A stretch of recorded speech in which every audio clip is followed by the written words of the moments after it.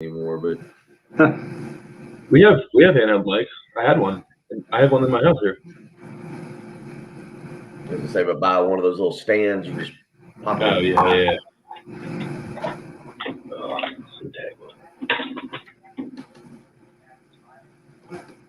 You made it Friday. Only one Friday this week. As soon as I said you made it to Friday, I look at Bill on the live video chat, the stream there, and there's a big yawn. A big, you know what? But you said that, and you're like, "Oh, you made it to Friday," and I mean, we're kind of today's June 11th. And I don't know about y'all. I think I did it. The math. I'll do it again real quick here.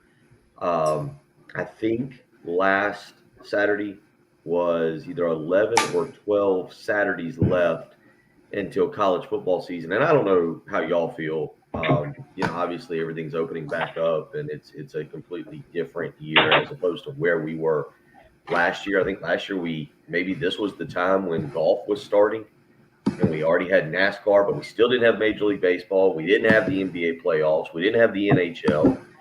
We didn't have sports.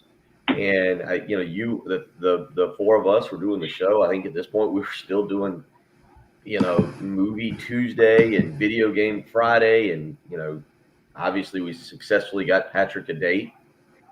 Kudos to this show. But think about where we are. But I'm just thinking, and I don't know if you guys will agree or not, but 2021 is absolutely zipping by. And so as you say that, I just kind of dawns on me, man, another Friday, the middle of the month, here we are. Agreed with how the calendar is moving. And then I think the largest news yesterday as well kind of plays into that from the college football standpoint, where the college football playoff, considering expanding to the 12-team format for sure, and kind of those details announced yesterday, where it would be basically the top 6 Power 5 teams, I think, and then 6 more at-larges taken from there. What do you guys think of the proposed 12-team format there, where you get the top 4 teams get a bye, teams 5 through 12 play each other on the home field of the higher ranked team, and then the quarterfinals, semifinals, be it the bowl game sites, the national championship game, remain at the neutral site as well. And I think the biggest headline nugget that I saw out of yesterday, under the proposal, Notre Dame, the best they could do would be 5 or better. They couldn't get a bye. They would have to be 5 or lower, 5 through 12, somewhere in there by that proposal. That makes me think there's no way in the world that's going to happen, just knowing what college football has been. Patrick, what you think? Hang on. I was still hung up on Bill. I've been scrolling back to June of last year. His lips are moving. There's probably a great hot take occurring. Can you hear me Some now? reference to college lacrosse, I would imagine, how great lacrosse is. The Karma Got it game now? this morning. No, we I got was- you. No, it was actually Talking about Tebow, obviously. when Bill was talking about this time last year, I was going back on my Twitter page, and I believe it'll happen on Monday. Will be the 1 year anniversary of us doing live streams. Is that possible? All right. Yeah, definitely could have happened for sure. It's all a blur from that standpoint. I think that's the case. Yeah, a year ago, basically the 14th, I think, was our first. Might have been our first stream. There you go. All right. What do you think about the playoff? But I love the playoff. I think it'll be awesome. I keep seeing now on Twitter, I keep seeing the people are posting pictures of what the playoff would have been each year, and it just makes me wish that they had done it sooner. I mean, I don't know. What do you guys think of the chance? It seems like everyone's basically on board, other than when I pulled up the article on ESPN this morning, Booger McFarland was on his high horse saying that this is terrible and we should be ashamed for wanting it, basically. And I was like, dude, what are you talking about? He's like, this is not good for the student athletes. Tell that to the Texas A&M players or the players in Cincinnati or Coastal Carolina or anything like that. Like, they would have been part of it last year. How is that not good for the players? I think it's awesome, and I hope it gets passed. It seems to have a lot of support, so I don't know what the odds are there, but I don't know how you can be against this. Well, yeah, I don't even get the theory there. How is it not good for them because they're too many games? I think making them play more is the thought. Well, I heard that argument yesterday, and that argument drives me absolutely insane, because it's one thing if we're talking about making 130 teams play one or two extra games. I think the number would be you'd play your 12 regular season games, potentially remember now not all teams would be playing in their conference tournament or their conference championship game. But let's say they did, that'd be 13. But you could hypothetically play three. Let's see, you'd play your first round, your second round, to go from. I guess if you win the national championship from out or go to the national championship from outside the top four, then you play 16. Right, 17 games is a possibility. But I mean, and somebody may have to end up doing that, but it's not going to be. You're not going to be asking 130 teams to do this. You're going to be asking one, maybe two, because maybe you have two teams that are outside the top five. That would be highly unlikely. So at the end of the day, you're probably looking at tacking on 3 games, which would take you to 16. I don't see where the big deal in that is, again, because we're not talking about all of college football. We're talking about some really good teams here. I like it. But Bill, that's not adding on 3 games. That's adding on 1 from the current system, right?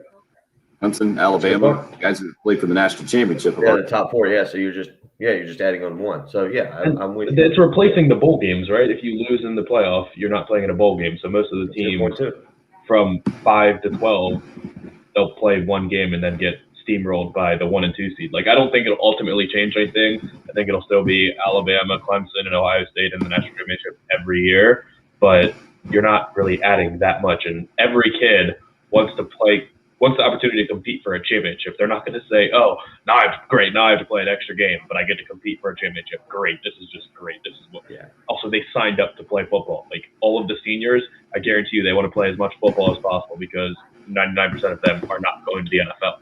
If the argument is you guys are wearing these kids out before they go pro, well, that doesn't pertain to hardly any of the kids that are going to be doing this. So, I don't know how they wouldn't love it. You're playing meaningful football. You're not going to play some exhibition game that, honestly, nobody really wants to be a part of, and you see him opting out, right? So poor Kyle Pitts doesn't get to opt out because his first postseason game will actually matter this year, and the whole Florida team can't just not play against Oklahoma in whatever bowl it was. Yeah, I mean, that's another reason I like it. I will admit, I'm with on the live stream. I'm with Justin. I used to be very against a larger college football playoff, but unfortunately, I think the parity in college football. I mean, again, you look at it, it's essentially. I know Alabama didn't get in last year, but it's essentially. All right, did Alabama get in? And I'm thinking 2 years ago when they didn't get in. Everything's running together at this point. The playoff. Yeah, 2 years ago. Yeah, they won the national championship. Everything at this point, like I said, years just flying by. But to go back to my point, it's basically Alabama, Clemson, and either Ohio State or Oklahoma. It's funny we haven't. I don't think we've seen all 4 in together. Maybe you guys can remember, but we usually have 3 of those 4, and then we have again some kind of straggler that wanders in. Now that straggler has been LSU, who's won a national championship. Oregon's been in there, Washington, Michigan State, Notre Dame has gotten in there. So you have Georgia's gotten in there. So you normally have one kind of what is not the other 3. But I like the idea of going to 12. I don't know how much it's going to change the regular season. Maybe it takes away a little bit from a big time Georgia Clemson matchup where you feel like the loser's already behind the 8 ball. But I do think here's what the flip side of that is. We've seen this. We knew this was coming because look at how teams are scheduling for the future. We've kind of talked about this. You're going to get more big time matchups. You're going to get South Carolina willing to go play Miami or Virginia Tech. You're going to get Georgia playing Texas and Florida State and big time games. You're seeing teams already lining up massive non-conference games because all of a sudden strength of schedule is going to matter. The committee or however they elect to do this is going to look at, okay, who did this team play throughout the year and why should they qualify for, I guess, what will be essentially 7 through 12 is what you're going to be talking about here. So I like it. I think you're going to get better matchups, more big-time matchups during the regular season. I think you're going to the college football playoff, like Patrick just said. You're going to have games that matter instead of bowl games, which are becoming irrelevant. You're going to have guys staying in to play in those things. I think it's going to be very good. So again, the proposal from yesterday, and surprise as I'm looking into more details here. Big 12 Commissioner Bob Bowlesby, that is SEC Commissioner Greg Sankey, Notre Dame Athletic Director Jack Swarbrick, and Mountain West Commissioner Craig Thompson. The subcommittee that came up with this proposal to where the first six, basically it's 6 and 6, the 12-team field. 6 teams, kind of the automatic qualifiers, would be the highest ranked conference champion. And then the 6 highest ranked other teams determined by a selection committee. There would be no automatic participants there. No league would automatically participate. I should throw in there. And there's no limit to how many teams from one league would make it. To me, all those things are fantastic. And the way that I translate this, knowing that Notre Dame in this system wouldn't be able to qualify for what the top 4 buy at all, is that maybe they're actually going to finally swallow their pride and see that joining a conference will be advantageous. I would think that might be the way that they go if this becomes reality. A long way to go before that happens, but certainly fun to talk about. And I'm with you, Bill. I'm with Justin as well. The conversation, the concern has always been, you don't want to ruin a great regular season in college football. But I think the more we've seen the college football playoff evolve and develop here in the last few years, and this type of system forward where home field advantage is still on the line, where buys are still on the line at the end of the regular season, I think it's about as perfect as we can get right now. I never thought we'd be talking about a 12-team playoff in college football. I always thought it was going to be 8. But I like where this thing is headed. I hope this is what we get. I don't know. Where do you put the odds, Bill, of this actually becoming reality here in the next couple of years? I put them at this point, is it higher? I put them at 90-10. I think this is coming. I think people have known this is coming. I think what you just said, there are a few roadblocks that will pop up here. Notre Dame's going to be one. There's going to have to be a few tweaks to the initial proposal, and I'm sure Notre Dame's going to fight for a way for them to get a buy, and maybe that'll be a roadblock. But I don't think it's going to be enough to stop the proposal. It may just need to be tweaked a little bit over the next year. I would think that at this time next year that we'll know what is coming and exactly how it's going to look. But I would be shocked. I mean, again, I'll put this. I said 90-10. I might even put it at 96-4 in terms of this is what's coming for college football. I think, again, I think you've seen teams, programs knowing it's coming, and that's why you've seen the scheduling really ramp up post 2024 when this current contract runs out. And so you've seen teams starting to plan ahead, knowing strength of schedule will matter. And so I think it's just a matter of getting all the details finalized. Is the non-Power 5 going to fight for a little bit more of an opportunity to make sure they're included, that one of their members is definitely included? What is Notre Dame going to do? Is the Rose Bowl and the Big Ten going to try and line up here and make sure that the Rose Bowl is, in some way, shape, or form, we know they're going to be a part of it, but their prestige, we've seen them, Tim, you and I've watched them fight to make sure that they hold on to this Pac-12 Big Ten game basically every year. What are they going to do about that? I think there's some small little speed bumps that'll have to be hit and negotiated through, but it's going to take about a year. But I think next year, about this time, we'll be taught. This is what we'll be talking about: is here's what is going to happen. I've never heard anybody say it's 96-4, 96% for 4% not going to happen. Where'd you come up with that one this morning? I didn't want to go 99, 98, 97. I go right at 96, just above 95. Okay, fair enough. Actually, some close NBA playoff games last night, and the I ended up watching the Bucks and the Nets. Give you some thoughts on that. Certainly a South Carolina connection with Chris Middleton and the Milwaukee Bucks winning a close one. And I don't know what the Nets were doing in the final seconds there. That the late game ended up close as well. The Utah Jazz, another win, up late last night in the NBA playoffs over the Denver Nuggets, going up, or over the LA Clippers, I should say. Utah going up 117. 111, going up 2-0 in the series. NFL stuff, I know, Patrick, you got to be itching to talk about from yesterday. Sean McVay talking about how good he feels with Matt Stafford there out with the Rams, and Russell Wilson. Some interesting comments. You're always a big Russell Wilson fan, whatever he has to say publicly, especially, Patrick. I'm interested in getting your thoughts about the did not request a trade situation that he was discussing. We talked a lot about the Aaron Rodgers and the Packers situation yesterday, or maybe it was the day before at this point as well. So that's where we are from the NFL standpoint. These OTAs happening, so a little bit of news coming from player comments. We'll get to that as we continue to roll on this morning at _Patrick Perrette, where you can find him on Twitter at Will Gunter with 1L is Bill. I'm at Simhill1075. Jen Jensen holding things down and producing from the Herndon Chevrolet Studios in downtown Columbia. She's at Jen Jensen Morse. Rooster Teeth up himself on that Cool Care Heating and Air text line just to say hi to the smooth-talking Jen Jensen and to us other knuckleheads. I do need to have maybe an important conversation with Jen this morning regarding corn. Yeah, because you're wrong. No, I'm not. Oh. How can I be wrong about something? I'm going to ask you a question. Man, go back to bed.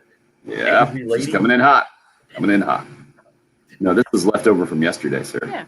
This is leftover. Is that what it is? She just carries over her anger each and every day?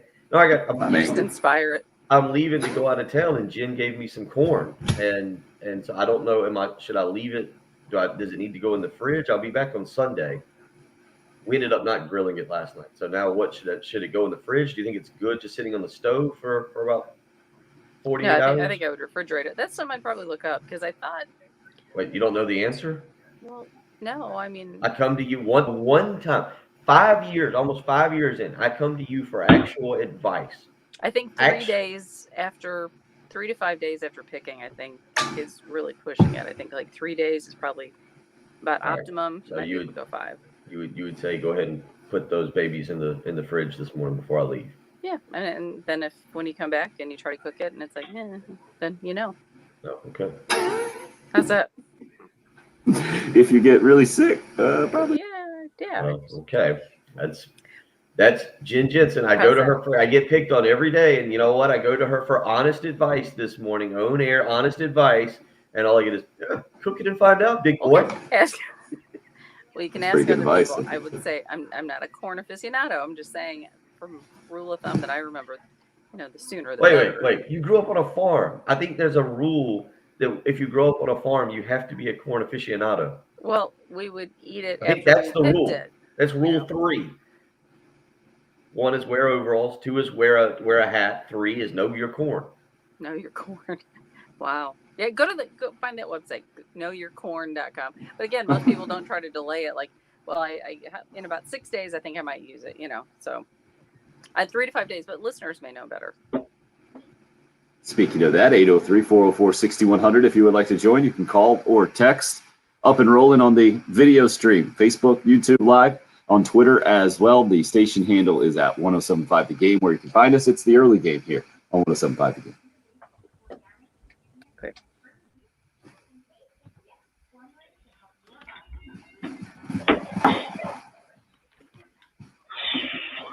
All right. We do have a major problem this morning. I think I only have sugar-free creamer here at the house. Major problem.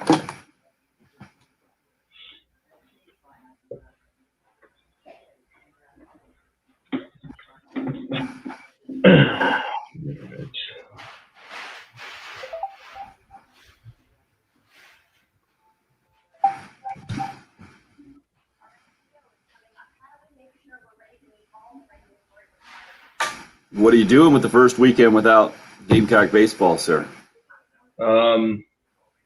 It's actually, I'm trying to figure out what I'm cooking for my girlfriend's birthday on Sunday. Ooh.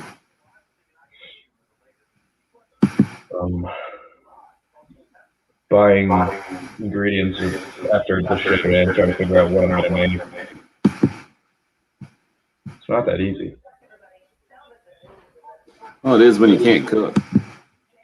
I think I'm canceling out. I'm between a chorizo carbonara or a ossobuco.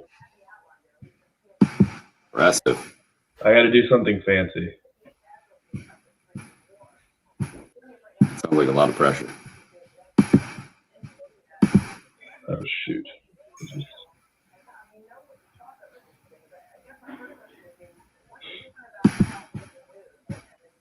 Just X'd out of one of my recipes.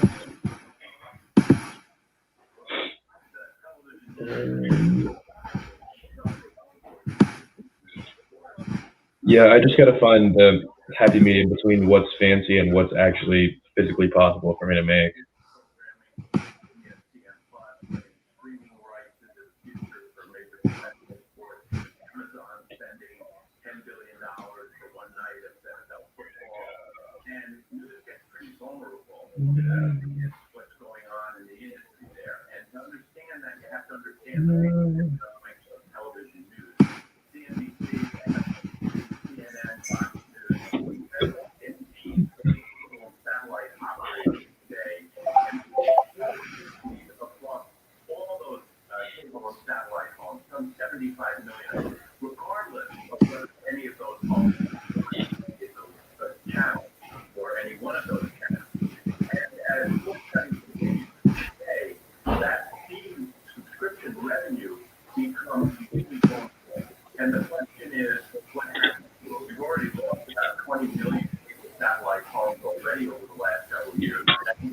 Craig says ossobuco, can't go wrong.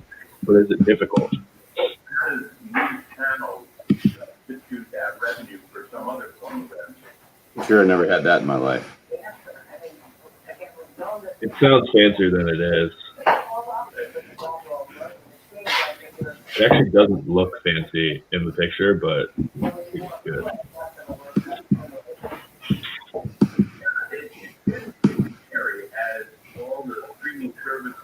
All right, very detailed foreign advice on the text line there.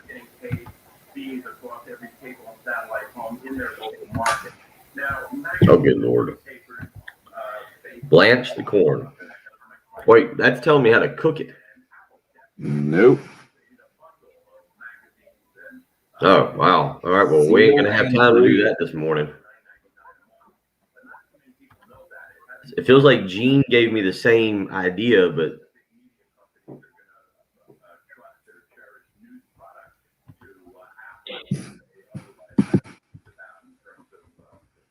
I want to cook it when I get back. I want to cook some of it. I don't even know. What is ossobuco? I have no idea what that was. It's like, I think it can be any pork or beef product really, but it's like braised in like stock and with vegetables and things like that. So I was looking at this gnocchi ossobuco. Yeah, gnocchi is doughy and yeah, it's just like a potato pasta, like little potato balls. yeah. I think I'm gonna make this cherry almond crumble, which is a. You're gonna make a cherry almond crumble? Yeah. Is there any particular reason? Are you talking about was it wedding or whatever, or you just? No, it's my girlfriend's birthday on Sunday, so okay. I have to cook something nice because I can't break the bank on gifts.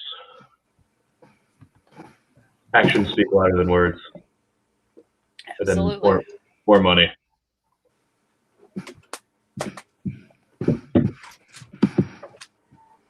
Yeah, can you buy lamb shank at the grocery store? Or do I have to go to an actual like butcher for that? Man, you guys are getting high level today. Freezing. Can you buy lamb shank? shank? Can you buy lamb shank at a grocery store? Craig, I guess is my go-to here. Probably depends on the grocery store, I would imagine. Mhm. Those is pretty fancy. Let your fingers do the walking. Like call the different stores or butcher shops first. Find out what they have before you go. Did you say let your fingers do the walking? Yeah, I heard that reference as well. Old Yellow Use that. Pages. Next hour, it's going to be reach out and touch someone. Oh my gosh. Keep our phone analogies coming. Okay. Basically, it's just telling you, call first. Don't waste your time walking around or driving around. Let your Congratulations on the 14-year anniversary there, Travis.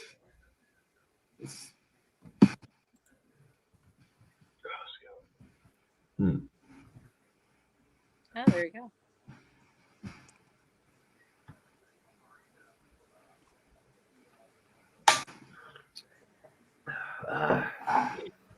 All right, about 10 back in.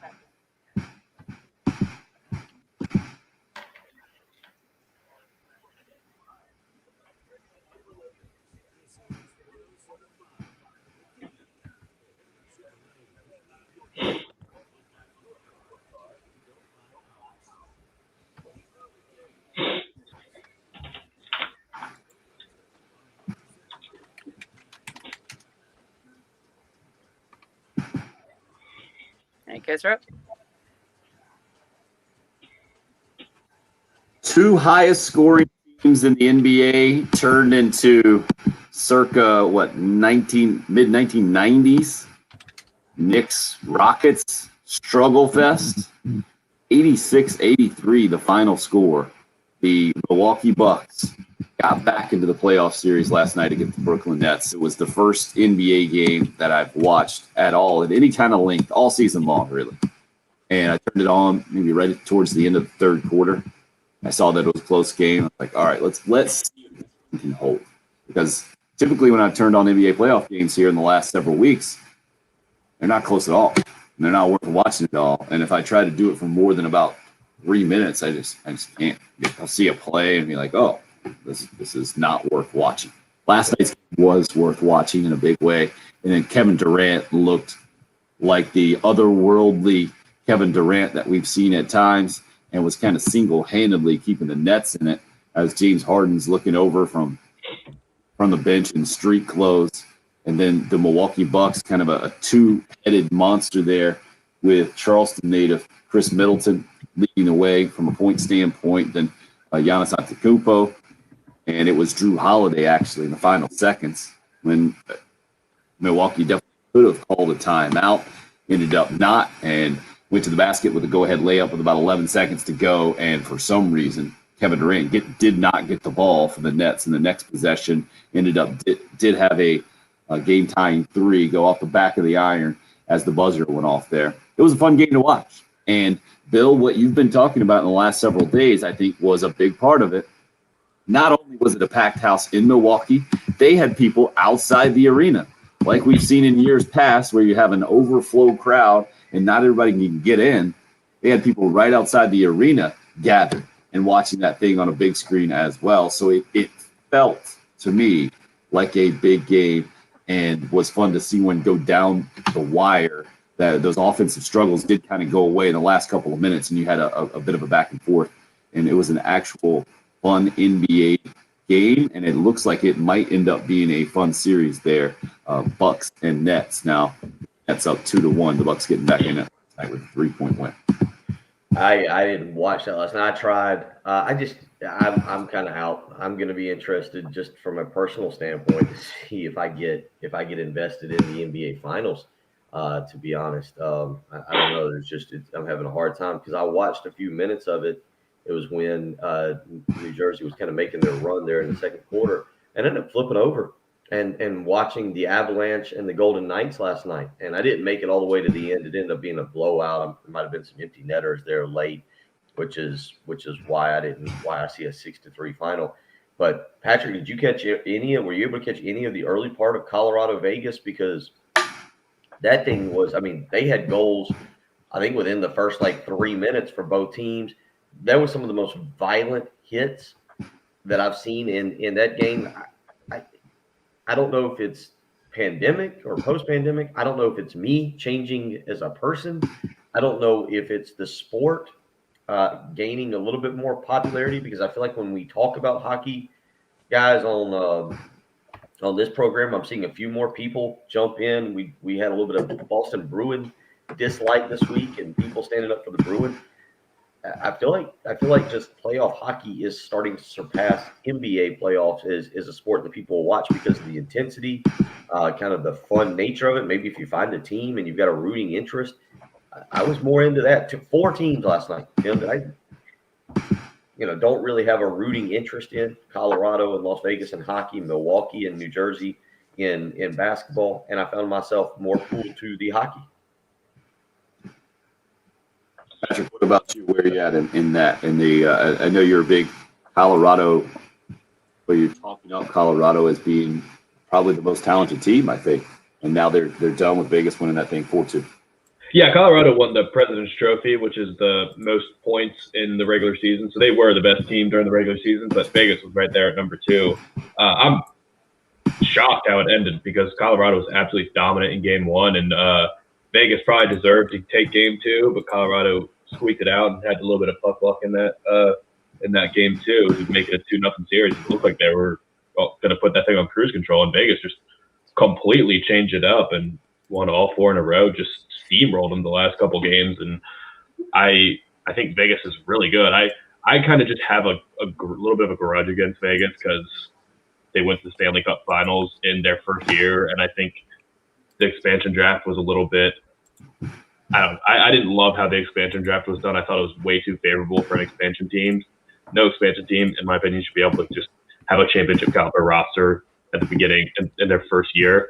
So I don't love Vegas, but I mean it's still going to be a nice little semifinals there. I think Tampa Bay and Las Vegas is the matchup that everyone wants, but the Islanders are really, really good, really physical, just a good team, top to bottom, and they seem to be a bit of a team of destiny at this point. But I don't know if it's overtaken the NBA. I don't think it's overtaken the NBA because I think like nationally, I mean NBA still has all the superstars, but I still think the NBA is a highlight league, and people they know the names, or at least the top couple names. I don't know how many people could name. That's a big. I don't know what pronouncing the names. They can pronounce the names. That helps. But I don't know how many people could even name like who's on the Bucks besides Chris Middleton and Giannis Antetokounmpo, or who's on the Clippers besides Kawhi and Paul George, or anybody. I guess the Nets, you can name the whole starting 5 because they're all superstars basically. But yeah, I don't know. I think it's such a superstar, highly driven league. Most of the games haven't been worth watching for 48 minutes, but the hockey games have pretty much been worth watching start to finish. So maybe the viewers are more attentive and pay attention to the whole game versus just checking up on the score and seeing how many points KD dropped or whatever like that. But I think that it's quite the uphill battle for hockey to catch the NBA in this country. Well, I would kind of agree with you, with the exception of hockey being able to sign, the NHL being able to sign the new media rights agreement. Yeah. And what they're going to do, because ESPN will pick up, it's going to be a little bit 25. This will start, I believe it's next year, as I pull it up here. But yeah, it is. This is going to help them where ESPN is going to pick them up. 25 regular season games will air on either ESPN or ABC. They'll also have 75 games they'll stream on ESPN Plus, which I'm interested to continue to see as we go into college football season and ESPN pushes the ESPN Plus, where that goes. And then Turner has 72 regular season games. So there's going to be, as it says, there will be nearly 3 times as many games going on linear TV compared to ESPN and a robust sports program schedule. So Turner, I guess Turner, what do you call them? Turner Network, I guess. I'm not sure it says Turner, but it'll be interesting to see how that helps maybe promote the NHL a little bit. Yeah, I've heard people say that the NHL is hard to watch. I guess that's the case, but I mean, I still have my local TV package, so whenever the Caps are playing, I can easily turn the Caps on, so I haven't really noticed that problem. But I don't, from the standpoint of ESPN actually, because ESPN, I mean, they are the biggest network, and I don't know if what they discuss, because they only discuss things that are on their network, so they basically talk NBA for their entire shows these days because they're playing the NBA games. So I don't know if them talking about hockey will make hockey bigger or just make it more, or just, I don't know, like Barry Melrose on SportsCenter for my whole growing up was like an awesome part of SportsCenter. I loved watching him and that mullet talk about hockey, but they don't do it at all anymore. So I don't know if them talking about it will make people want to watch it more or just kind of shine a light on something that they're already watching. I can't tell. I haven't seen any of the ratings. Yeah, I don't think the ratings are great, but I do agree with Bill that I think at least the NHL a bit more on the upswing as opposed to the NBA. So you had playoffs for both of those last night. You had, unfortunately, from the Braves perspective in Major League Baseball, another walk-off win for the Phillies. This one in the 10th inning, a 2-run shot that helped Philadelphia beat Atlanta 4-3, second straight walk-off for the Phillies in the last couple of days. Disappointing for Atlanta, but still having played improved baseball, I think, as of late, coming off the win of the Dodgers series over the weekend. And then in the NFL, it was a couple of quarterbacks in the headlines yesterday. Russell Wilson, number one, speaking publicly, I think for the first time since the reports came out that he wasn't demanding a trade, but if he gets traded, there are just a few teams that he would go to. Also, Sean McVay talking about how happy he is right now, how much happier he is to have Matthew Stafford as his quarterback with the Rams. We'll discuss that when we come back. Also get back into that college football playoff expansion talk. 12 teams is the proposal. What do you think? 803-404-6100 is the number. It's the early game here on 107.5 The Game. It's a new year. They're hungry, they're driven, in a new attitude. I want guys that want to be here, not just going out there and hire some guy that has a fancy last name. It's not trends. We're a bunch of guys that I think are ready to prove to people that we can do some special things. New attitude. I do believe that things always meant to be. Welcome home. School here. This is it. There's no other job in the country. I would have left for it. But to be right here.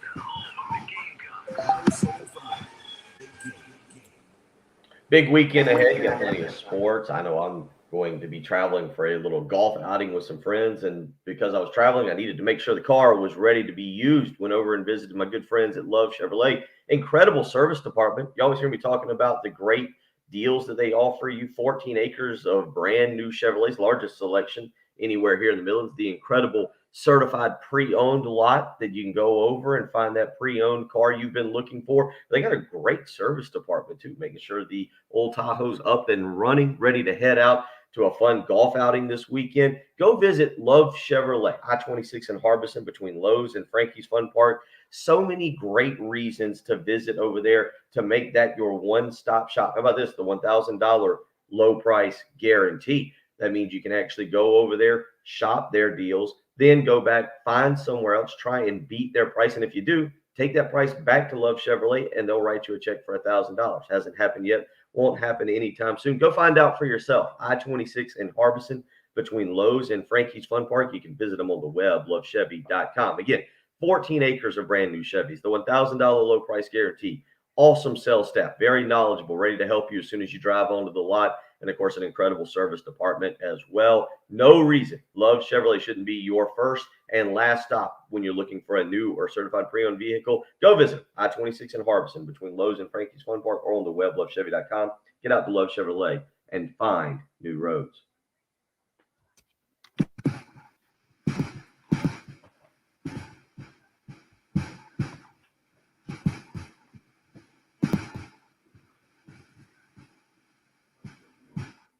Okay.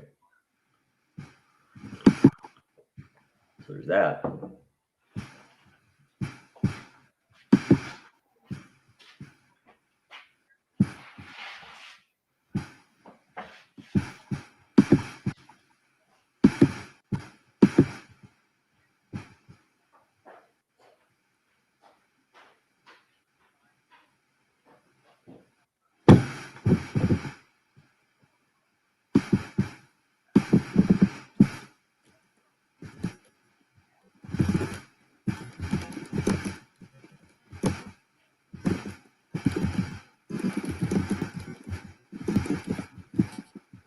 I look away for a minute and like you lose everybody. What'd you do? Happens 6 a.m. hour. Still struggling to get through.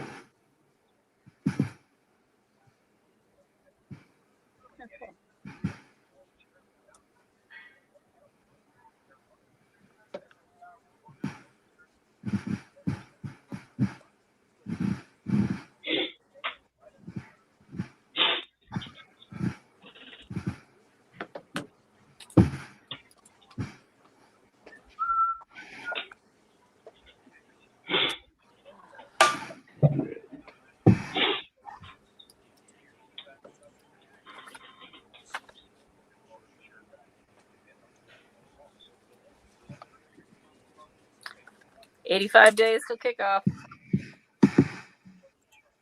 Wow. So, Patrick, are you with Bill that the year is going by quickly or no? Feels like it. Yeah, I mean, we're halfway there. Yeah, it's definitely going back. We're halfway there. It doesn't feel like that at all. It's under 200 days to Christmas. What's that, Jim? It's under 200 days to Christmas. Let's go. You're all over it. I saw somebody post that the other day. I was like, what?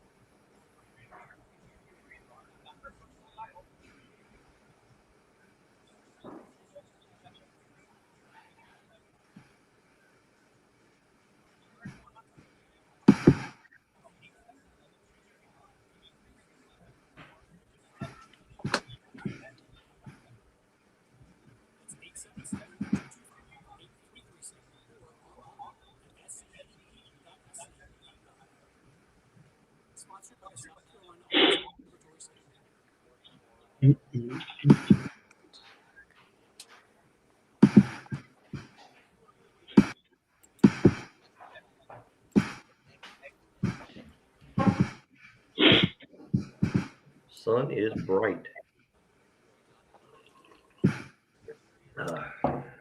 Tends to be. Does it now?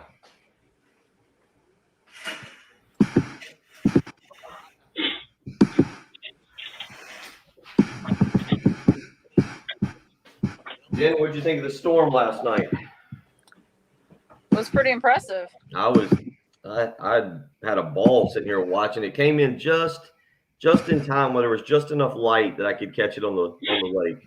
Okay. Yeah, didn't last a long time, but It downpoured though. yeah. I don't know, since Tuesday?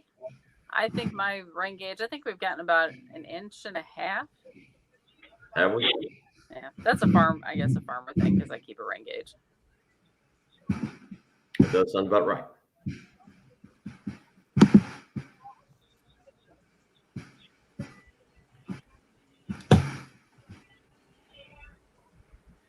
Let's see, what's the weather here? For here, next week everything starts to slow down for me a little bit.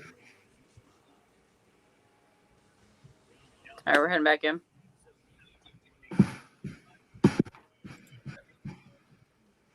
Yeah, not as much rain next week. Supposed to be better. Pretty good.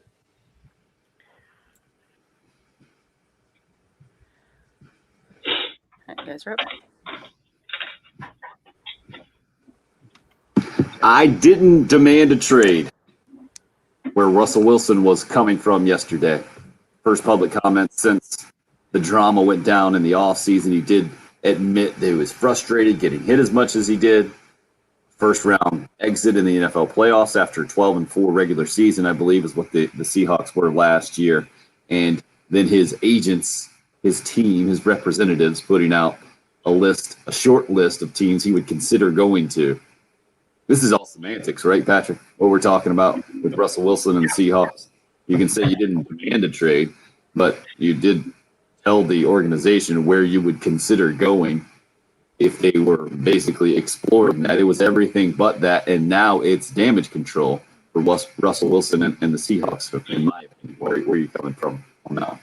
Yeah, I mean, he started this whole thing. I think it was Dan Patrick's show where he kind of aired his grievances that he wasn't listened to, and basically publicly called out his offensive line. And then, it was I'm not demanding a trade, but if you were to trade me, I would like to be on the Saints, Raiders, Broncos, or one other team. I can't remember what the teams were, but that's exactly what it was. And then I think the Seahawks did a decent job kind of appeasing him because they immediately traded for Gabe Jackson, a guard from the Raiders, who's a pretty good little player. And they got, I forget his name, wide receiver from, I think, Western Michigan, Dwayne Eskridge, wide receiver in the draft, who's a speedster. So, I mean, he's got weapons, but I do think I think they're kind of coming to agreement that there's going to be one more season. They're going to have a fine team. They're not going to be really Super Bowl contenders unless Russ plays like Patrick Mahomes and Aaron Rodgers did last year. And then I fully expect him not to be a member of the Seahawks next year. I think this is it. I don't think he likes Pete Carroll very much because Pete Carroll doesn't value his opinion. He told him before when Russ said, hey, I have some thoughts on the game plan this week, they said, that's okay. We've got this thing handled, Russ. You go ahead and just play football. So I think the kind of consensus is that he's not going to sign another deal with them. Next year, he can push the envelope a little bit more because there's not much of a dead cap hit for the Seahawks if they were to move on. He says that he's unhappy, and the Seahawks think it's time to kind of blow it up and rebuild. They'll still be able to get 3 first-round picks or whatever it may be, and they can at least break up a little more amicably because he'll be 33 next offseason and still have plenty of time ahead of him. Speaking of quarterbacks getting a little bit older, how old's Matt Stafford these days? I was thinking at least 34. He might be 36 or so, but 11 years? 12 years ago, 20. Yeah, he's right about 34 then. I think he'll be. He's actually 33. He'll be 34 next February. Okay. Wow. So to me, it just feels older than that. I don't know about in times. He's right. Like and Russ is. We knew about him as the number 1 quarterback in the country. I think coming out of college, going to Georgia, and actually seeing it in person for several years might have something to do with that. We also saw Russell Wilson in person at Williams-Brice Stadium too at NC State, one of his first games as well. But Rams coach Sean McVay talking about how good he feels having Matt Stafford there, and a tricky spot for him, not completely throwing Jared Goff under the bus, but basically doing just that. You feel a lot better about the Rams quarterback situation moving forward with Matt Stafford as opposed to Seattle and Russell Wilson? Maybe. I honestly don't know how to feel about anything in that division. I think the Rams will be better offensively because Matt Stafford's clearly better than Jared Goff. But I think losing Brandon Staley, one of the best defensive minds in football by a large margin, he's awesome. And what he did with that defense was tremendous. So losing him is going to make that defense not as good. They were the number 1 defense in the league last year. So that, I don't think the Seahawks roster is very good. The Cardinals are up and coming, but Kyler Murray and Cliff Kingsbury still haven't put it all together. And the 49ers might be starting a rookie quarterback. I think all of those teams in that division have potential, but I don't know how to feel about any of them as legitimate contenders. How about that for a polished gas baggy hot take there, Bill? Pretty impressive from Patrick this morning, huh? You got him geared up there. It's Friday, big weekend plans, it sounds like. Got to do some cooking, or is that baking? I don't know, one of the two. And then you teed him up for an NFL hot take. He is ready to go. Well, we talked about dual threats yesterday, or multi-sport athlete. Kyler Murray news, yeah. Dual threat in the kitchen. Cook. Kyler Murray didn't rule out going back and playing baseball yesterday. How about that?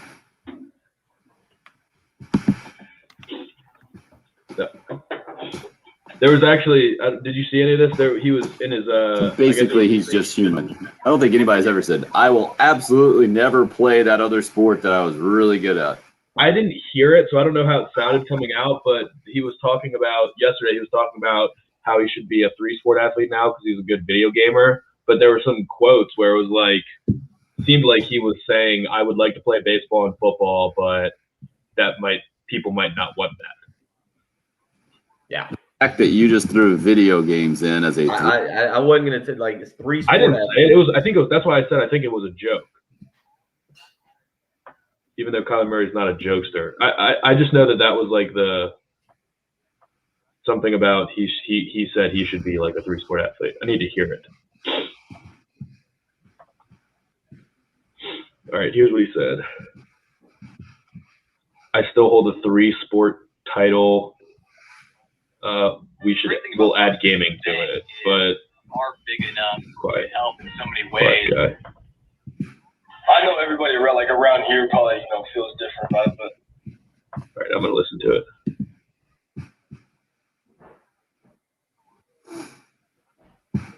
Just reading it now.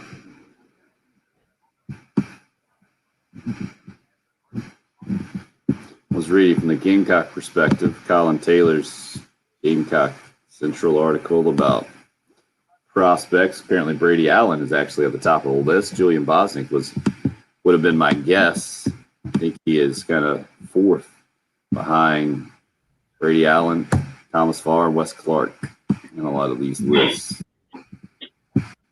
Okay. And Brady Gordon. Yeah, Kyler Murray said, I know people around here probably feel differently about it, but I'd like to do it. I've played the game my whole life, so I don't think it'll be an issue. And then he said, I'm not trying to start anything, though. Yeah, Ty, not a hot take. Video games are not a sport. Agreed. So I think he used video games maybe to lighten the mood to not make that a headline, which it was immediately a headline. Kyler Murray still wants to play baseball.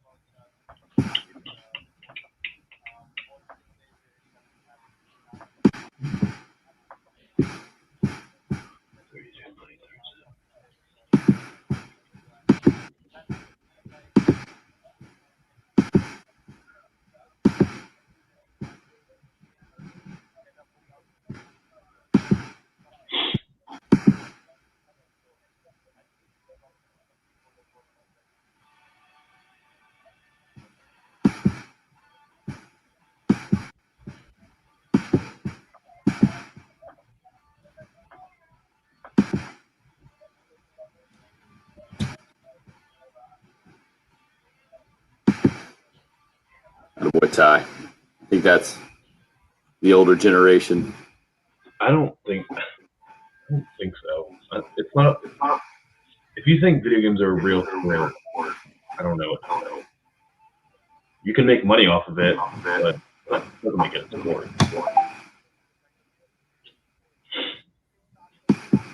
Looking forward to getting the play-by-play breakdown on Monday of the championship weekend, Craig.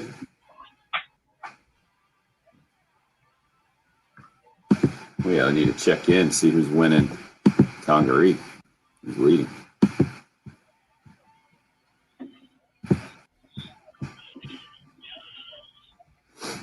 What's the field like?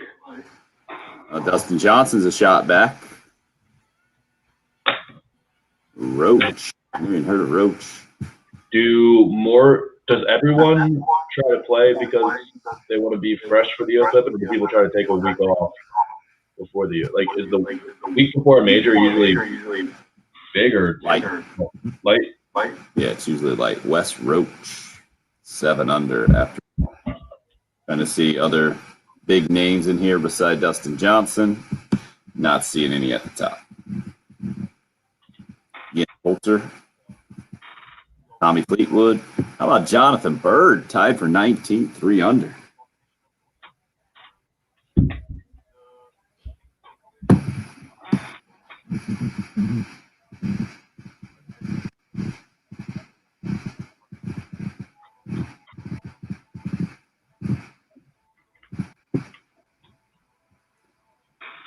Donald Tyrell Hatton.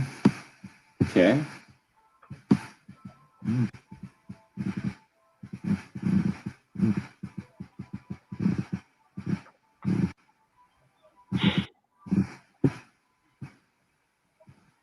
I've heard of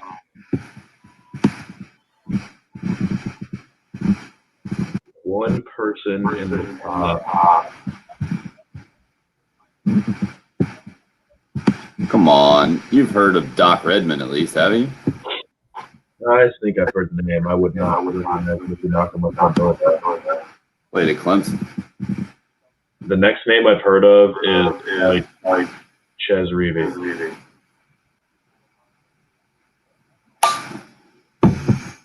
The only two players that I would actually recognize are Tommy Fleetwood and Dustin Johnson.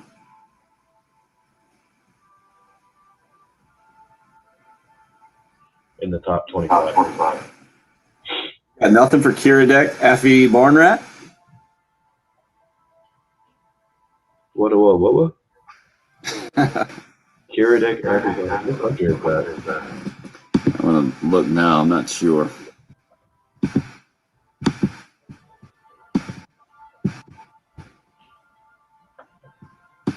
Check the profile. Thailand. Wow, I would have never guessed the Thailand flag.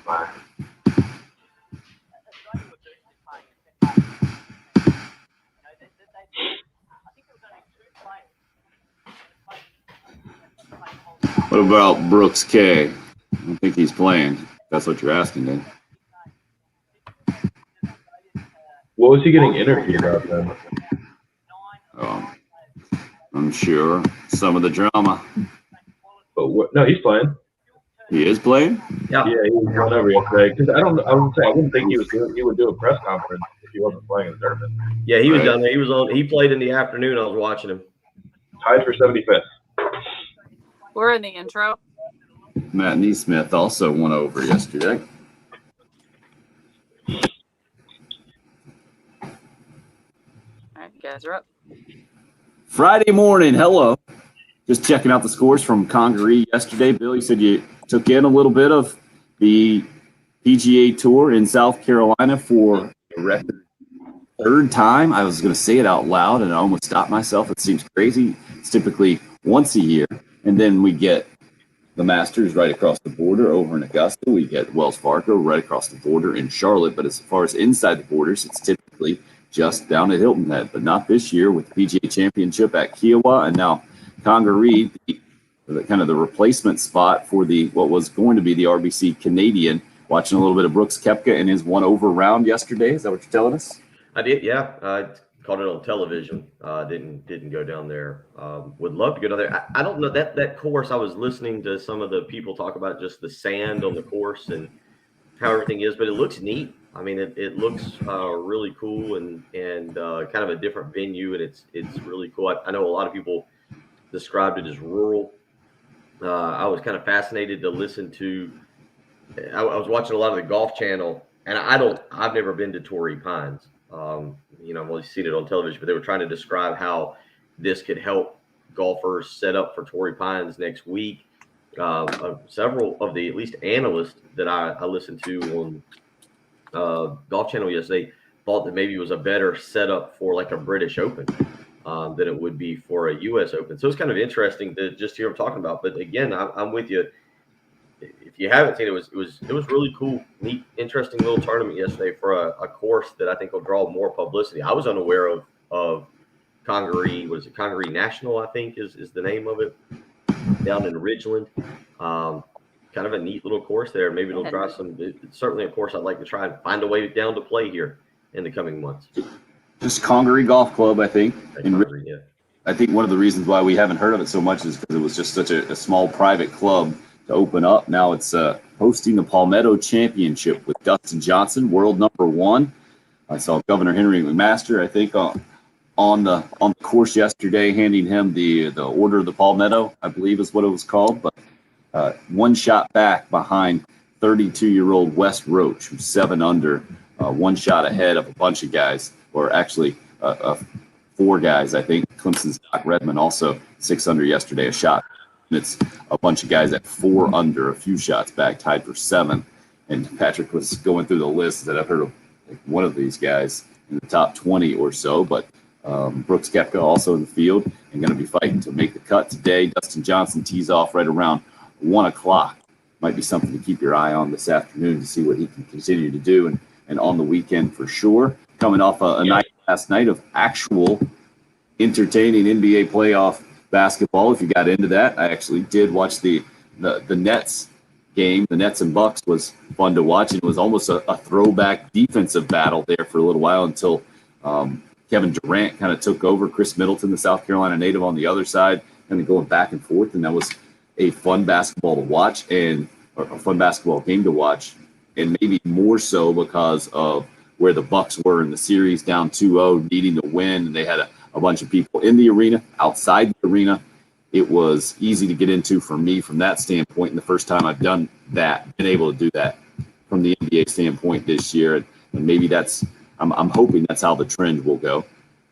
Bill, you were into the hockey, and Vegas sweeping the Colorado Avalanche out of the playoffs after being down 2-0 in the series, a four straight game, 6-3 last night's final score. The Braves losing on a walk-off for the second straight day against the Philadelphia Phillies. 4-3 was that final. But the college football playoff, the main topic of conversation yesterday, you saw it, you probably have heard the details, where the proposal is out now for a 12-team college football playoff, where you'll have 6 conference champions qualifying first, right? And not necessarily from the Power 5 or any specific conference, just the 6 highest rated conference champions, half the field, and then the 6 other highest rated teams in there as determined by a college football playoff committee. So, Bill, we talked about how we're for, I think all of us are for expanding that college football playoff. Fine with 12. I like particularly how you would get some home field advantage to play for down the stretch. And the first 4 teams would get a bye, and then you'd get home games that first round before you move into the next round of more how it's set up these days, basically using bowl games as college football playoff games. Watering down the regular season was a concern. I think that kind of mitigates that. What about the exact formula for what this proposal put out there? I think the main headline was that Notre Dame wouldn't have a chance to get a top 4 bye because they're not in a conference right now. I find it very ironic that their athletic director was actually in the subcommittee coming up with this proposal, and I can't translate that any other way than to say that Notre Dame's going to end up doing basically what they did this past year and join the ACC and actually not be that outlier in college football. Well, there's a couple things here. Again, I think we're going to get the 12-team playoff. That's definitely going to come. I think the initial proposal is going to change. I don't want to say dramatically, but I think there are going to be changes to it as they go through. Notre Dame is the big one there. I think probably Notre Dame carries the most weight when you talk about making changes to it. I think there's going to be some type of refined wording to make sure there's an inclusion of a non-Power 5 team. So I guess when you ask all that, the way I see this is I kind of ignore the initial draft. Good. We've at least started the progress of getting to a 12-team playoff, but that initial draft, you kind of throw it out the window right now because I think that there are going to be changes to it. The one question I have that I've always thought would happen, but I don't know now if it will, I've always believed there would be one more significant round of conference expansion or movement. I wonder if you go to a 12-team playoff, if there's the need for that now. I always thought we'd end up with 4 to 5, 16-team conferences. Four would make the most sense because if you look at it, there's roughly 65 teams now that I think I think that includes, I've done this before, I think that includes like Central Florida, Boise State, maybe a Houston or a Memphis being able to sneak in into what would become the Power Five. I don't know if you now need the major conference realignment. I did see the article, I think it was in The Athletic the other day, that once again was pushing or suggesting Arkansas and Nebraska to go back to the Big 12 and go back to their roots, that Arkansas is a poor fit in the SEC, even though, you look at it, Arkansas obviously had a lot of success. Winning. They've won the SEC West. They've won national championships in basketball. They've been fine in the SEC. But that's the only question I have now coming out of this. We're going to get a 12-team playoff. I'm excited about it. I'm excited about the thoughts and the concepts of it. Again, I think the structure and what it'll look like remains to be seen. I'm not going to buy too much into the proposal that was put out yesterday other than the words 12-team playoff. I think Notre Dame's going to have a big say in some of the stuff that got put out. But I ask you guys, do you think this leads to another round of conference expansion, or is conference expansion over now and this is what we'll get with college football moving forward? Well, when you said that you think it'll get passed, but not like this, next week they're voting on this exact proposal, right? I don't think so. Voting on For this? that to happen, like I thought that's what the article said. So if they want to vote on that exact proposal, but make slight changes, can they do that, or is it like I think in Congress? I could be wrong, but I think when you vote on a piece of legislation, if you want to change something, you have to send it back all the way through and vote on it again. Like if they say, hey, we like this part, but we want to make a couple little changes to it, a couple amendments, can they just do that on the spot and then say, all right, 12 is through, but we're going to change this, this, and this from the initial proposal? What Can you they know do what that? you just brought up? You know what you just brought up that now I didn't even think to read? Yep, I was right on this. Here's one key thing about this, and this is also just interesting moving forward. The College Football Playoff Management Committee is voting on this. Who is not voting on it? There's 4 key letters there that aren't involved. Is not voting on it. Exactly. What are you getting at? The NCAA, technically, we've talked about this. And the NCAA, Tim, help me with this, because we had this discussion, and Patrick, you were part of it last year. The NCAA runs the FCS playoff, which is why they were able to cancel, or why they were able to do away with the FCS during the regular season last year in the fall. The NCAA really has no governing ties to college football. If you look at it, remember this is why the NCAA could cancel fall sports and different sports last year, but couldn't do college football. This is why you were able to have different conferences say we were going to do this, that, the other, and change things around. And I didn't even think about that until you were kind of talking about changing things around. Again, it says the College Football Playoff Management Committee will consider expanding the current 4-team field to a 12-team format when it meets in Chicago next week, marking the first step in what could be another historic change for the sports postseason. By the way, I don't see where it just says they will consider it. I think it's just going to be under consideration. I don't think there is an actual vote on it next week. So the way it is, it's the board of managers, I guess, or there's one group that meets next week, and then a board of managers meeting in Dallas on June 22nd after that, I think. So that's what the original meeting is. And then it's the commissioners and presidents and the whole thing that goes to the next step before they can go anywhere else. And then a final meeting, it looks like, is scheduled in September, where they'll ultimately work out all the details, and the decision, the format will be decided by presidents and chancellors and the whole thing. Bill, that NCAA thing, I think, is moot. They've been pretty irrelevant when it comes to major college football now for a while, since the college football playoff basically has been put into place. So to me, I don't see the relevance there, because they've been completely irrelevant, and that's just what it is. I think the more interesting part of this is that the Notre Dame athletic director was part of this little subcommittee who came up with the proposal. And the main thing out of the proposal is that, hey, Notre Dame's kind of they're getting jobbed a little bit, or they don't have the chance to be where they've always been and almost have more of the inherent advantages written into this thing. I think that's very interesting and telling. And to me, that's the only thing I get from a conference realignment or from a conference standpoint is that, well, it would make a lot more sense for Notre Dame to finally join a conference in this thing and be eligible to get one of those top 4 buys. And I don't think they make enough money as the current system is set up to prevent them from doing it. And that's what it all comes down to when you're talking about conferences, right? Can they figure out a way to make more money with a different conference setup right now? And I don't see that happening anywhere close to how it happened. What is it now? 8 years ago or whatever, when we got this last round of realignment with Texas A&M and Missouri jumping into the SEC. But the 12, I never thought we would get to 12. We'd go from 4 to 12 for sure. But now after seeing how it would break down, I'm a fan.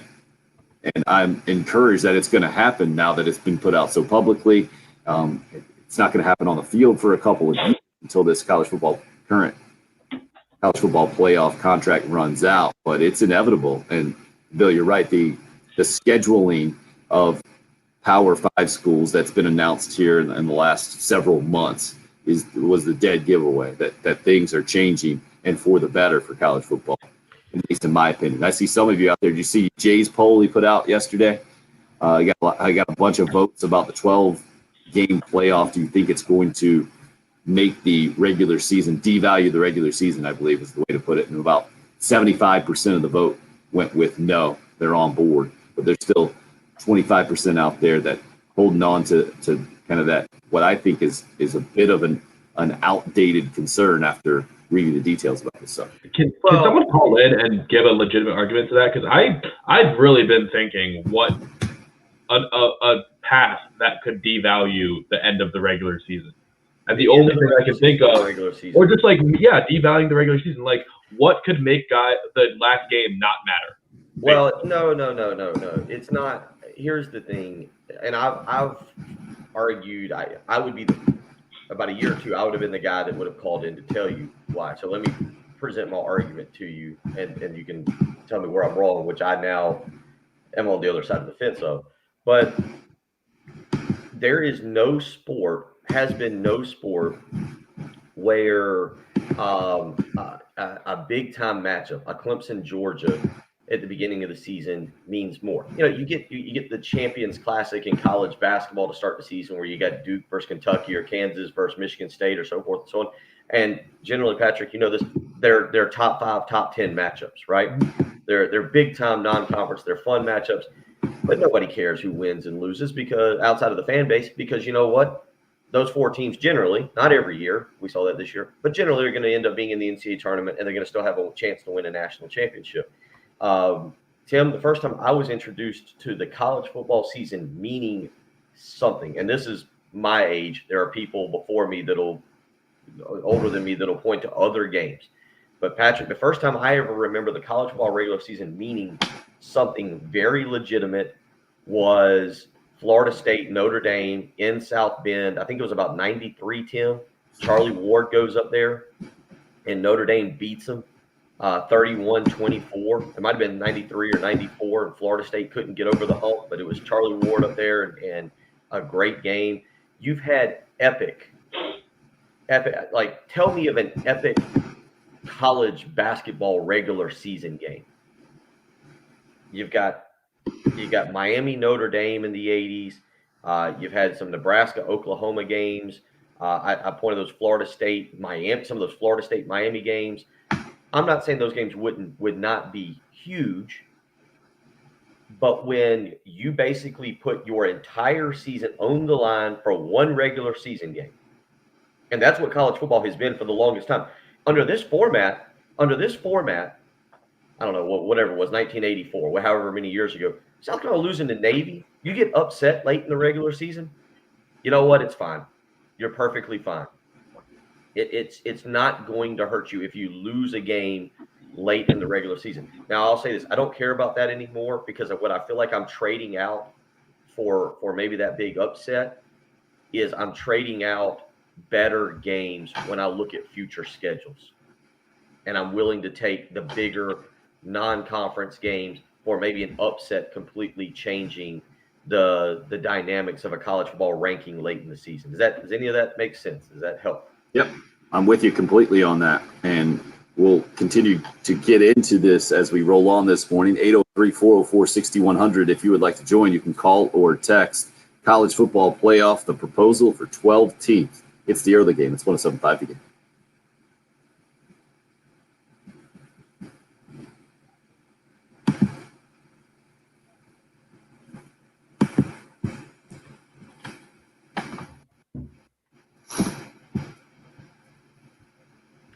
Oh, we sound like a couple of college football playoff gurus, when in fact we really don't know what we're talking about. We're just kind of coming up with stuff on the fly. You need to use or listen to real gurus, and especially in the case of your mortgage. Like, have you looked at your mortgage statement lately? Do you really know what you're paying for? Do you know how much equity you have in your home? Maybe you've got some bills that you want to pay off. Refinancing right now might help put a little extra cash in your pocket. That's why you go to the mortgage guru team. That is Jacob Crowder and Brian Kovar. Give them a phone call today, 803-719-1005. They may actually be able to help you drastically improve your financial situation by refinancing, saving some money, putting it back in your pocket. But don't miss a golden opportunity, or as they like to say, don't get caught watching the paint drop. Bunch of big Hoosiers fans over at the movie Hoosiers, a bunch of big Hoosiers fans there. You need to go check them out. 803-719-1005. You can email Jacob, the letter J, Crowder, CROWDER at firstpalmetto.com. Again, they're helping people save $200, $300, $400 a month on their current mortgage, but they're also putting money back in your pocket. And if you're looking to buy the new home, now is the time to do it. Give the Mortgage Guru team a call. Jacob Crowder, Brian Kovar, 803-719-1005.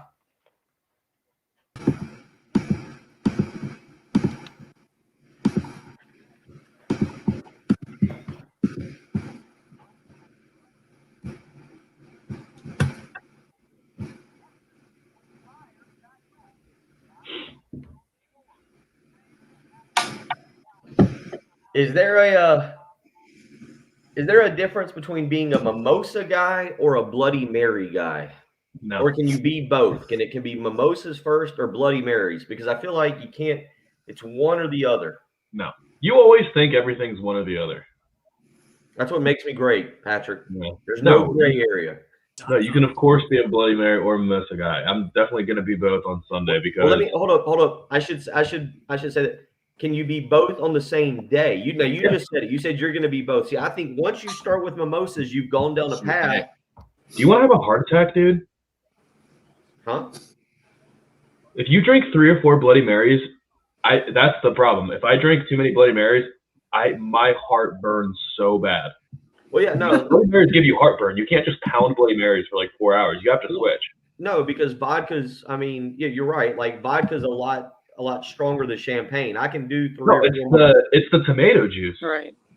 Well, that too, but it's a thicker drink too. Yeah, but that's what gives you the heartburn is the tomato juice. All right. So again, so Michael, you're saying you will do multiple mimosas on Sunday morning, and then switch to Bloody Marys, and then go to your whatever beer you're going to drink. I don't think I'm even going to get the beer. We're doing a brunch that has bottomless mimosas or Bloody Marys, so I'll probably have a couple Bloody Marys and then just. Wait a minute. So see what you just said there? It's either Bloody Marys. I know what you're saying, but restaurants don't say. It's not. You can have both. It's both. Oh, really? Yes. I thought you had to choose. No, you don't have to choose. It's bottomless mimosas or Bloody Marys. You can say, I want Bloody Mary, mimosa, Bloody Mary, mimosa. You can rotate them all. Jen, where are y'all on this? If you start the Bloody Mary path or the mimosa path, can you switch over midstream? You're mixing tomatoes and oranges. You can't do that. I think, Jen, your face is saying it all, but it looks like maybe you're not a fan of either, Jen. I don't like tomatoes or tomato juice, so that takes me out of the Bloody Mary altogether. So just give me the mimosas. I'm not a bloody guy either. I don't do the tomato juice. Yeah. But you shouldn't drink too many Bloody Marys. It's really not good for your heart. All right, okay. Now you're just changing the conversation here. I don't. No, I'm not. That's the reason Bloody Mary. If I'm going to have Patrick, you're saying you shouldn't drink tomato juice. Yeah. You shouldn't drink a ton of it. Plus, you have like hot sauce and stuff in there. It's very. Well, that's cleansing right there. That capsaicin, man, that's good for you. What, Bill? Are you? No, because what your argument is agreed. Like, yeah, you shouldn't drink too many of those. But the question is, can you start? Like, I feel like once you, because a Bloody Mary to me a lot of times can almost be a meal. You can put some bacon in there, a little bit of shrimp. You got the peppers. Like, a Bloody Mary is a full-on, like, almost an appetizer. So- Normally, I mean, you can put a shrimp in it, but if you order a Bloody Mary at a restaurant, they're not just gonna give you shrimp on it. So Bill is trying to justify. All right, I'll have a Bloody Mary for breakfast, and my drink will be a mimosa. That's Right. No. I'm saying like I'm saying once. So like this morning, when we get up the course, like to me it'll be pre-11 o'clock or whatever. If I can get out of here on the right time, we'll have a little before round drink. I feel like you're going to either go one way or the other. You can't do both in the same morning. And I think y'all agreed. I'm kind of with you guys on that. You said it's oranges and tomatoes. You're in a totally different situation. It's So you're one- saying No, it's the same thing. Like if you're tailgating, if you go to a tailgate, can you have mimosas and then switch over to a Bloody Mary? no. So you're drinking before a round, so you're not going to be there that long. Like for me, brunch is 4 hours. It's 11:30 to 3:30. I can't drink 4 hours straight of Bloody Marys, or my heart's going to explode. So I need to switch to mimosas at some point. Or water. Let's see what he's saying. No. Well, see, I'm with you. But for you, if you're just sitting there for an hour, sure. Here's the thing: the mimosa or the Bloody Mary is the setup for the bourbon. Okay. So I'm with But you. how long? When The you say bourbon the is a 3 different rounds, drink. Again, all I'm saying here is, to me, those are the starting morning drinks. They're the starting morning. As a matter of fact, I'll go usually mimosa to rum. I've gotten into a rum kick. And go mimosas to rum and then into bourbon. in your situation, if you're only drinking this pre-round drink for what, an hour, 30 minutes, then it's one or the other. Sure, I don't that's think fine. it's I can get on board with that. It's one or the other. 12:30-ish, yeah. I am But if you- learning that I am so boring. Oh my gosh. But if you're sitting there for 4 hours and you have bottomless drinks, All right. Well, don't wait a minute. I'm gonna drink like a dozen. I'll play this game. Don't use my day to day. Use tailgating for a Day to 3:30 day. game, a midday game. We're You're heading gonna back. start tailgating at what, 9:30, 10? well, yeah, I'm probably gonna drink. Yeah, I'll either have Bloody Mary or I'll drink like the whole bottle of champagne of mimosa and then just switch to beers. There you go. That's what I'm saying. But you won't go from That's mimosas better to for Bloody you. Marys. But I'm thinking brunch. I'm thinking of brunch where I'll have the option for 4 hours. Hey Tim, you wanna do the show? You're up. Would love to have your help on Thursday. The American Red Cross right there on Bull Street is the site for our summer blood drive. 10 a.m. to 4 p.m. Thursday. Pre-registration strongly encouraged. Walk-ins are welcome. You can go to 1075thegame.com for information. Everybody who comes and donates blood is added to a raffle for a chance to win a pair of tickets to Carowinds. Spirited discussion on the UFC between Did the chat break? right now. Patrick's all thrown off because Well, how did like a million people not just chime in on the discussion we just had on the live stream? Is that not weird? We haven't had anybody say anything for like 15 minutes. because probably most people are not nearly as invested in a Bloody Mary mimosa conversation as you two guys. That's exactly the type of discussion that gets people going on the live stream. At 7:29 on a Friday morning, maybe not everybody's quite in the same position as Bill is on the cusp of heading to Pinehurst today for a guys' weekend. People might have been a little bit more like grizzled about us having that conversation because it's it's a full week of work. You might have had to deal with. I mean, last night I had the daughter's elementary school graduation. I'm going to have a middle schooler next year. She heads to 6th grade. So it's for some people this morning, you might be a little bit more grizzled than having. Well, I mean, I'm grizzled. I mean, I have to work tonight. My work week's not over till 4 a.m. tomorrow, but like I'll still have the discussion. Craig also brings up an interesting insight It is a into great what we point. just found out about Patrick. Like if Patrick's Bill, gonna let's phrase it a different way, all right? Before we poison everybody with Patrick's take immediately, when are the hours of brunch? Jen, what do you got? When is brunch First of all, it's kind of obnoxious just to say, I think. Yeah. Really for brunch today. I can't wait. Brunch is obnoxious to say. What are we talking about here? To me, it's like 10 to 1, 10 to noon. Okay, very fair. I would go somewhere in there for sure. 9:30 at the earliest, 1:30, 2 at the absolute latest. Mm-hmm. So you are also taken aback by Patrick's hours of brunch. Patrick, what did you give us? I think it's. I might be wrong. I might have said the wrong time, but I think I said like 11 to 3. Yeah, I think you went 11 to 3. 30. 11 to 3:30. Yeah, I would say anywhere between 9:30 and 3 o'clock are brunch hours. That's a strong day if you go all day for brunch. That's where Craig's question. You don't have to stay all 4 hours for brunch. Who sits at a restaurant for 4 hours? I believe you the scenario of a bottomless brunch drink bar. Is that where you're coming from? Yeah, and if you're paying, I mean, you're just wasting money if you leave before the bottomless ends. No, you're wasting your life if you're staying in a I'm restaurant. not wasting your life. I have fun sitting outside. If you're sitting, because first of all, we're being a place that has Whoa. Go back and repeat what you just said because it contradicts everything we've come to know about you. Your vitamin D No, levels are we've gonna been through this a explode. million times. I like being outside if I'm in shade, and this place has cover. I'll sit on a patio all day. I've said that before. I don't like sitting in the sunlight. I don't like sitting on the beach or any of that. I like sitting on a deck or a porch or a patio. I will do that all day. I've always said that's my game. If there's shade, a fan maybe, as long as I can not be just stuck in the sunlight all day, I'm cool. Wait, can you turn into an umbrella guy? Are there's out there? Can you make that a trend, Patrick? Just be an umbrella guy. Like just carry around an umbrella? Yeah, you got a personal shade all the time. Get one of Just those an umbrella guy. hats, you Yeah, I don't stick think you your can pull that one off. Not big enough to actually give it shade. At least you have the umbrella. You can. head. Shade his head. I Yeah. love being outside at an establishment. So sitting at a restaurant for 4 hours, first of all, it's a bar. I mean, you can sit at a bar for as long as you want to. It's a restaurant/bar. Who doesn't sit at a bar for 4 hours? Most normal people. That's not true. That's not true at all. Sit at a bar for 4 hours. I'm not, look, 4 hours is not that long. 4 hours is Like, not I that would rather- long. I mean, If you go watch a football game at a bar, you're there for 4 hours.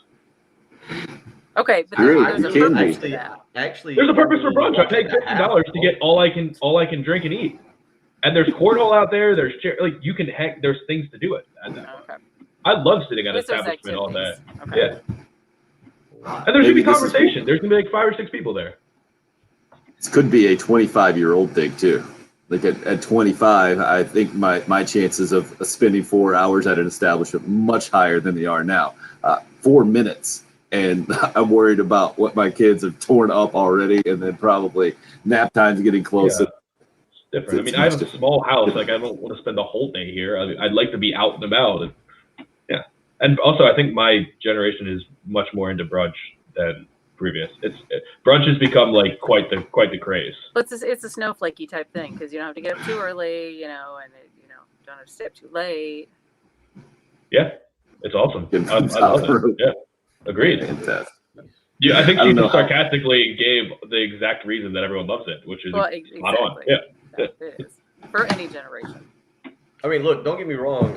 I'm with Patrick on the concept of the brunch, and I like the hours 10ish to 2ish, 10:30ish to 2:30ish.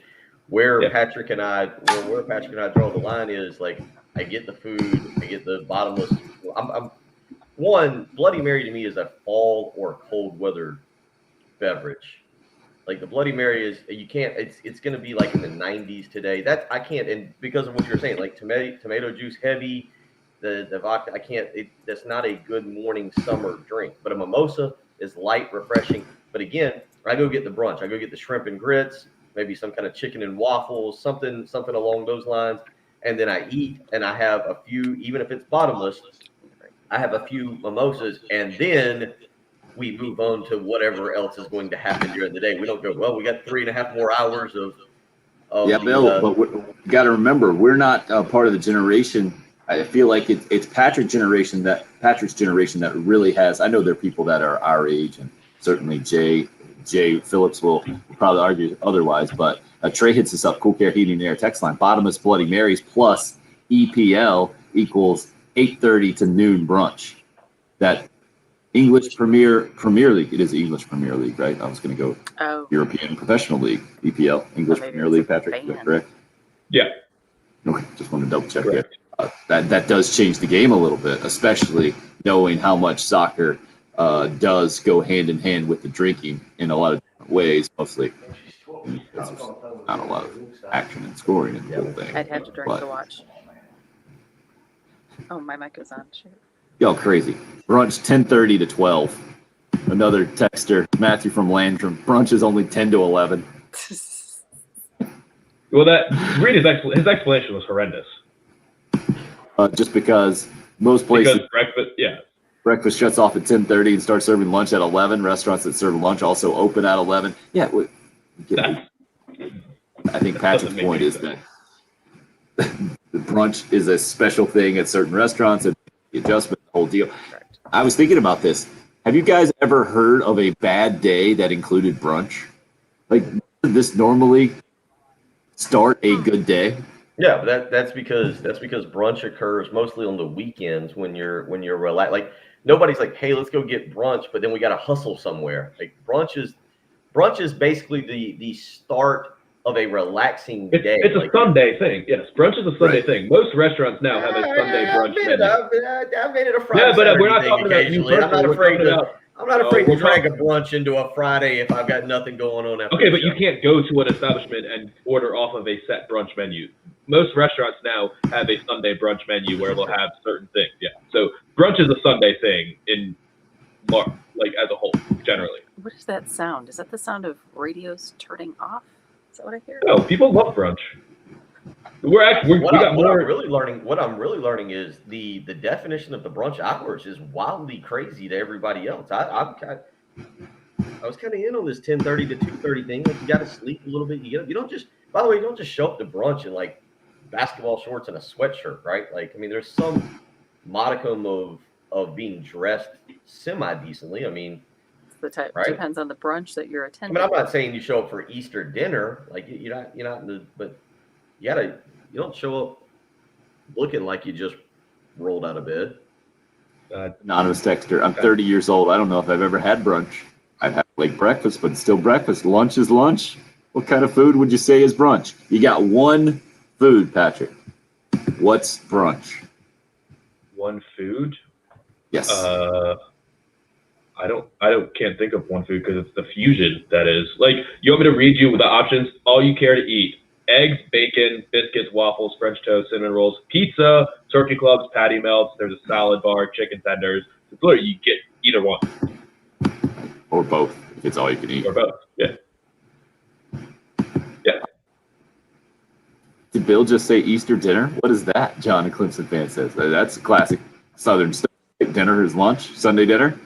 Yeah, 4:00. Dinner starts at 4. See, my grandmother used to call Sunday dinner, which was lunch, Sunday dinner. And that was at 1 o'clock, maybe noon. Yeah, I just thought that was a big Southern thing. 803-404-6100. Yes, great call. Brunch, one food, eggs Benedict. Mhm. Yeah. Big Solid. brunch deal, right? Chicken and waffles. Okay, the combination, I can see that, but I think people have that for dinner all the time. It's not necessarily just Well, I love breakfast for dinner. it's So amazing. how has this become a thing where people are saying that eating brunch is like a soft thing to do? What is it? I don't even understand that. Yeah, I'm not sure where. You're such a hardo if you're saying whoever just said brunch is for women. You are the ultimate hardo, dude. Sammy, I'm not going to go as far I'm as sure. offended parrot there, but like, yeah, no. Brunch is for women? Are you kidding me? If you don't do brunch, I gotta admit, your life is moving at too fast of a pace. Slow down and enjoy a Sunday for Yeah. once. Like relax, just breathe. Like enjoy a good brunch. Go somewhere and enjoy a good brunch. Say Take shrimp, the kids. but Travis It's suggests a good brunch. Solid. Yes. Solid. no, but that's dinner, right? That's a dinner staple. See, if I go out for an actual dinner, which doesn't When was the last time you hit up a go, brunch? Tim, when was the last time It's you had a been a- brunch? it's been a while. Yeah. Out and about. I'm not saying I don't love the shrimp and grits. I'm just saying I don't think that's a traditional brunch. That's all I'm saying. And I gotta admit, usually a brunch leads to a post-brunch celebratory drink to celebrate the brunch somewhere. Brushing your teeth leads to a celebratory drink.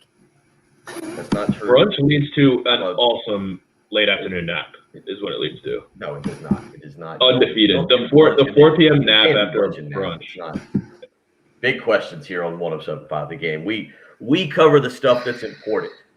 How do you think Heath Klein? Steak and eggs, man. A texter says also Southern dinner is supper. Yeah, but that's what I was saying. I was saying lunch was dinner. This was quite the It segment. can be anything you want it to be. Wow. I Words don't mean anything according to like the that. person who told us we need to go back to studio. I'm never going back to studio. I can't do brunch at the studio. I could do brunch right here at my house. People think I want to go back to studio. I'm happy right here. And this has nothing to do with anybody else. I can't do brunch at the studio. We don't have an oven. How can I do bacon? Maybe the best Friday text we've gotten in ever at 7:40 this morning. Derek, I eat brunch all the time. Bojangles biscuit and natural light at 10:30. Beautiful. Beautiful. Yeah, there you go. That's a good one. Good on you. Good. It's the early game here on 107.5 The Game. The home of the Gamecocks and new head football coach Shane Beamer, 107.5 The Game. Today's an absolute dream come true. Not just to be a head football coach in the Southeastern Conference, but to be the head coach at the University of South Carolina. Welcome, Coach. I saw a visitor too. Yeah, I might like it. This is nice, man. Yeah, sure. Too bad you couldn't get a little boat slip like right here. With Indeed, you don't just hire, you hire with confidence. Is that supposed to be me, Jim? Couldn't hear you. I couldn't hear you. What's that?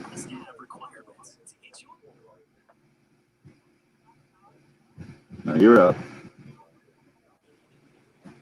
Technically, this is 7:20. Right. I'm just seeing Crowder was at 7:20. Oh, What am I You did missing? it at 7:10, right? yep. Sorry, my bad. No, 8 o'clock hour.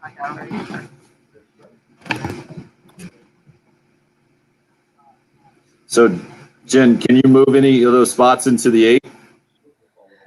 Rather try to take 3 breaks during the 8 now. Yeah, I may have to.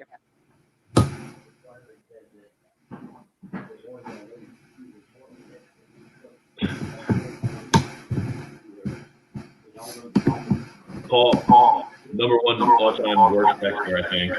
Yep. Did you see his first texter of the day? Told us to dress nicer for the live stream.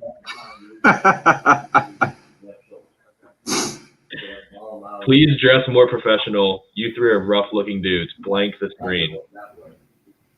And then I probably said something very mean about him. And then he said, "You guys are like watching Three Stooges. Great comedy. Way to go."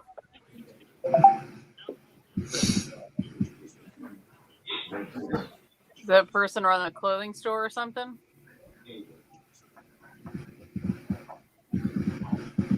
Trying to drum up some business.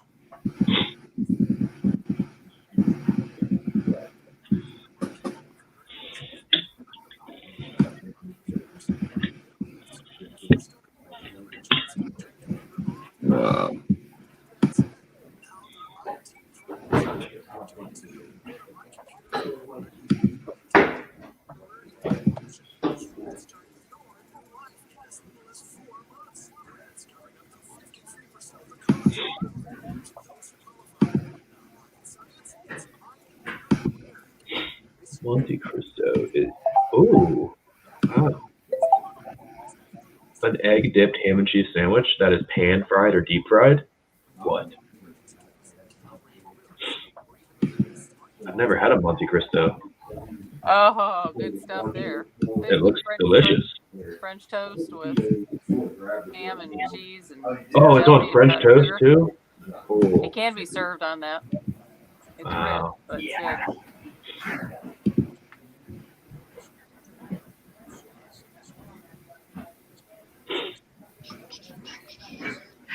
Sorry, does celery get you in trouble there, Ted? On the Bloody Marys? what does that mean? What kind of trouble? How does celery get you in trouble and not the vine? 2 12-pound catfishes. Yeah. Yeah, I saw your thing on Facebook. Yeah, if you want, I need to show you the one Bryson called. if you want, in those green things, there's Cheetos. And then if you want to grab a Bloody Mary mix right there, my liquor cabinet right on the left. Okay. There's right there. Yeah. Where the old gun rack was. I'm fat. Please respond, Ted. I just really want to know the answer to that. Celery is the worst, though. It has just no flavor. I've never. Okay. They're good during winter. Wow. There we go. I'll show You you. could have given me 1,000 guesses. I never would have gone that direction.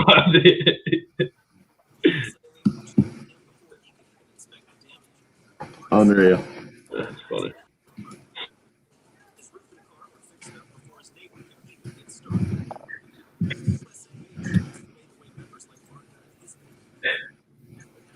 Police see the celery.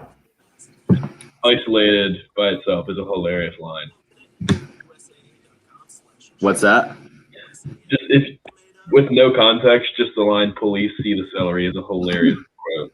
Are we being yelled at to talk sports by Paul? Oh, yeah. Paul sucks. Clearly. Yeah. You missed it, but he was the one whose first ever text to the show was "Please dress professionally." Oh, how did we acquire his name? Did he say it in his first text? I don't know. Maybe you looked up his phone number. Nah, I didn't look up that guy. So, Jen, can we do that break basically in the 8? From the Shepherd's Glass Traffic Center, Shepherd's Right. Glass, Detroit.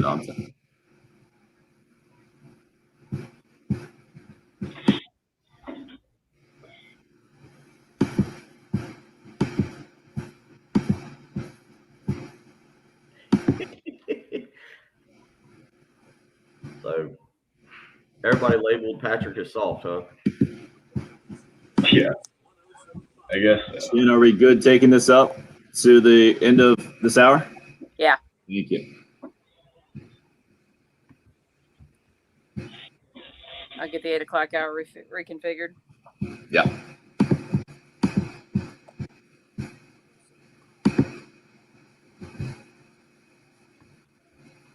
You guys ready? Scott in Leesville. Cool Care Heating and Air text line. Patrick, you are so soft. Josh, wake up the crack of noon and eat brunch. Okay, brunch is overtime for a nap. Yeah, not soft at all. I have to work on Sunday morning, so I'll be getting up at 9 a.m. and then going to brunch and then taking a nap at 4 o'clock. Cool. Patrick's an old lady. Brunch and a nap. How old is he? I love it. I love it. Again, I think if you ever work brunch into your day, it's going to be a good day. Yep. Hey, well, why don't we do more in this country of more Monday morning brunches? Right. Everybody knows Monday stinks. I guess it wouldn't be Monday morning, right? It would be the evolution from morning to the afternoon. Work He's a into Monday Monday. brunch into your life. Working a Monday brunch, you're doing well. Mhm. Unfortunately, that's Well, difficult here's to the do. thing. And I Here's get the thing about brunch. polarizing. Don't feel like brunch is just limited to going to a restaurant. Who was it? It was Derek who hit us up, and you can do brunch. You can go get biscuits and mimosas or Bloody Marys and go on the boat or sit on the back porch, and that's a brunch. Natty life, though. If you've ever That's just fine. missed the fast food breakfast, like gotten to the drive-thru at 10:30 or 10:45, I can almost guarantee that everyone listening to the radio right now at some point in their life has gotten to a fast food establishment just after breakfast ended. If you've ever done that, you can't criticize brunch. The hardest thing you've ever had. What about when Sometimes they, people want to when eat they- breakfast later than 10 o'clock. what about when they Jimmy. actually change the menu? Have you guys been there before? What do Oh, you see? actually You see see it where it rotating flips over? down. Oh, Yeah. heartbreaking. Well, one time, It was one right time, there. It was right a couple in front weeks of me. ago, I never ordered by the number either, but I said, "Can I have a number 4?" And when I opened my breakfast sandwich and bit into it, it was a burger and I was just devastated. No, I gotta Broke my I kid heart. you not. This happened in college. I kid you not. There was a McDonald's on Charleston Highway right down from our house. It was kind of the same thing. Saturday night, big night.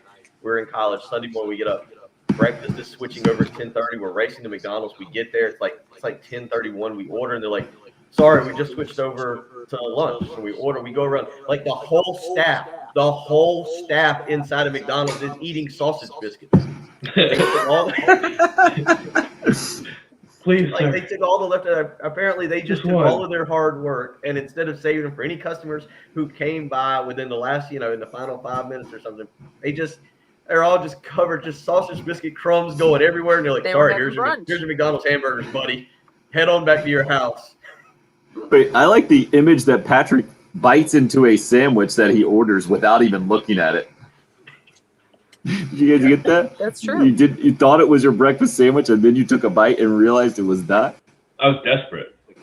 Wow. Desperate. So I was not in a Were good you frame of laughing when mind. that happened? Because if you've Yeah. done that, that also means you've likely at some point ordered some kind of sandwich or wrapper, and if you don't look at it, you've eaten part of the wrapper. It does happen every now and again. Fiber. Or at least it gets in there. It's the sound that usually is the tip, right? That makes you know this was not a good bite. Not a good bite at all.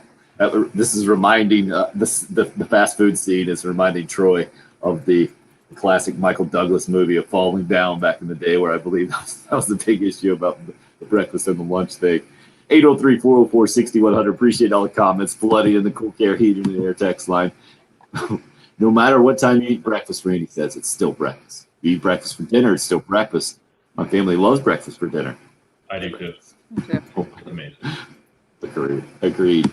This all came on the heels of Bill heading to Pinehurst here in minutes.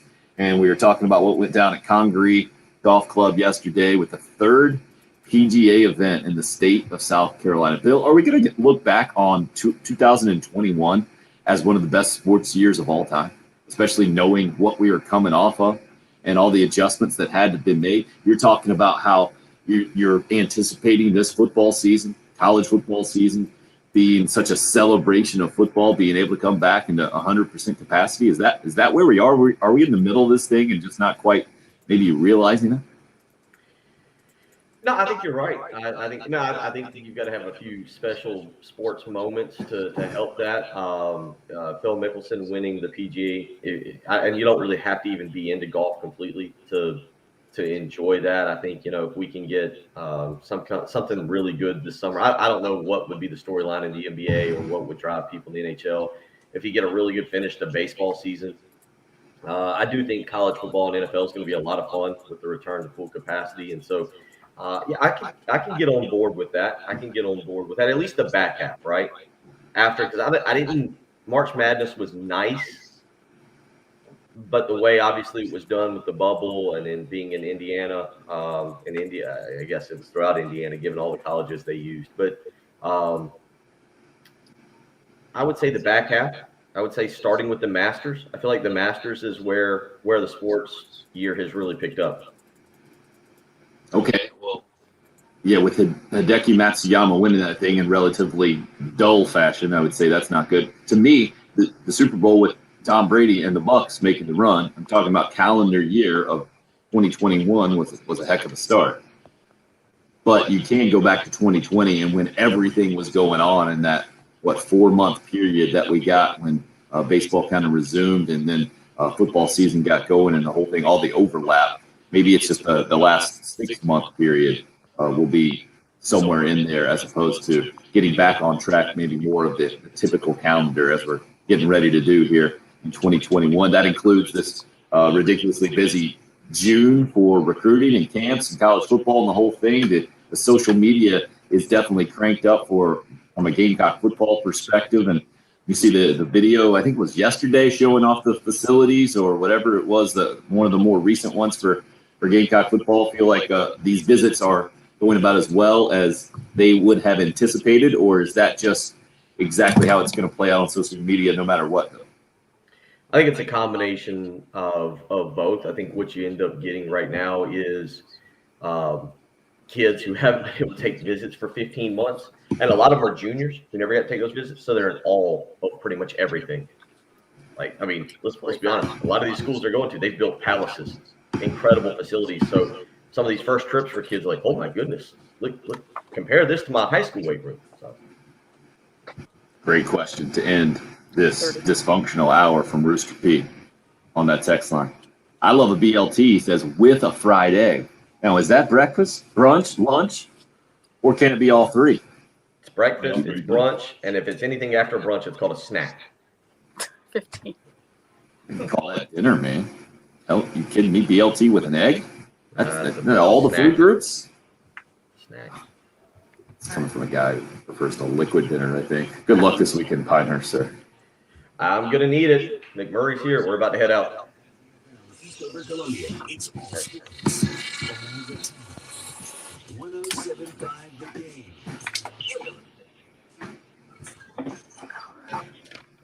That was something. I'm being forced to drive, so he's already broke out the Yeti. Oh, tough day for you. It is a tough day for me. I agree. That's why we're going to get on up there so we can hit the what did I say we were playing, McMurray? What did I say we were playing this morning? I forget. It's the same one we played last year to start. Carolina Trace. Carolina Trace is what we're about to go play. Enjoy. I think you might have gotten the bad shots out earlier this week on the simulator.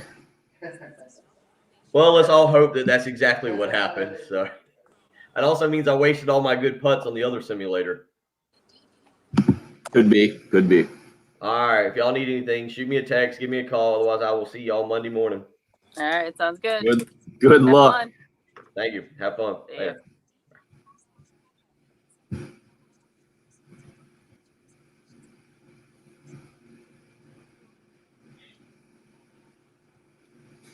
Who else can we put in the conversation with who will have the best year at quarterback next year? Russell Wilson, Matt Stafford, Aaron Rodgers.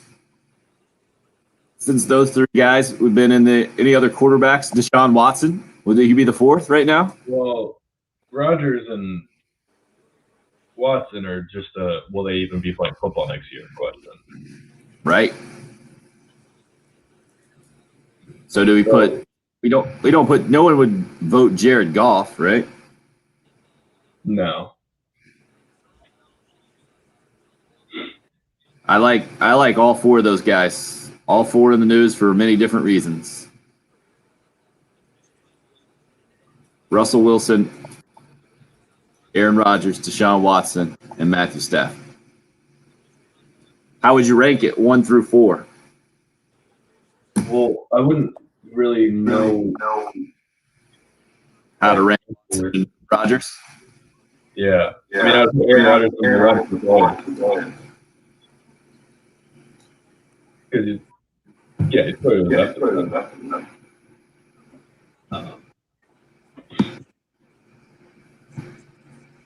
I definitely put Stafford last. Really? I still think he's really good. He could have a really good year, but those are three of the top 5 quarterbacks in the NFL. Yeah, but I think he's got the. But I don't think Deshaun Watson. He's the safest bet in my mind. But he's never been elite. What's that? But he's never been elite. He's just been very, very good, or pretty good, or just good. I think he's never had an elite season. He puts up stats, but he's never sniffed the MVP discussion. Well, that's for sure because his teams have just been brutal. Yeah, and I mean, Aaron Rodgers has taken mediocre rosters to the playoffs year after year. No, agreed. With Watson, I guess I don't think Deshaun Watson's going to play this year, so I guess I put him fourth place. But if all 4 of them were playing, then Stafford would be fourth place. But we're talking about 4 of the top 10, so I mean, it's not like an indictment on him. Dude, Jalen Hurts is going to stink. Good luck with that, Ty. The Eagles are terrible. Thank you, Trey. Need to get you to talk to Paul for us. Again, let's read Paul's text in here. Hey, Cupcakes, you're a sports talk show. Talk sports. Come on, Cupcakes. I'm curious what Paul looks like. That's awesome. Matt I said, was- he said, what's going on? Modicum? Hardo? I need a dictionary. I'm learning lots. Thanks. Who said modicum? You? I don't know. Definitely wasn't me. I don't know if I ever used the word modicum. I wish. It's a good word. Big word.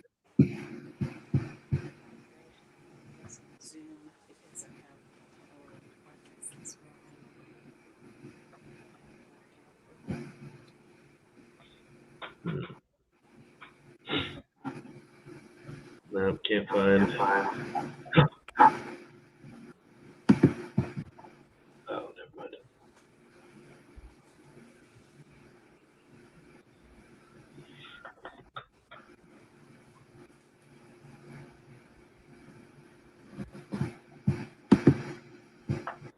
That's a shame.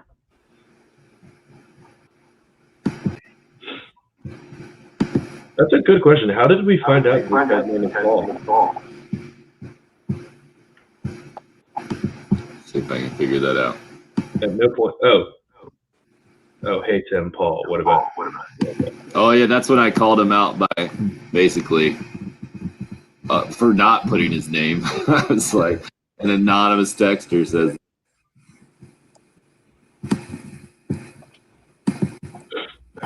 I'm desperate to know what he looks like.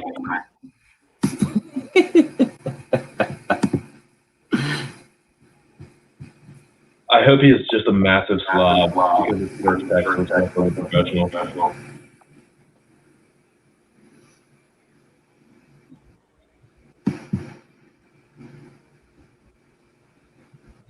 sure, Trey. I used to be on the 2 p.m. to midnight schedule. It was all about brunch. 2 p.m. to midnight work schedule. I'll do that.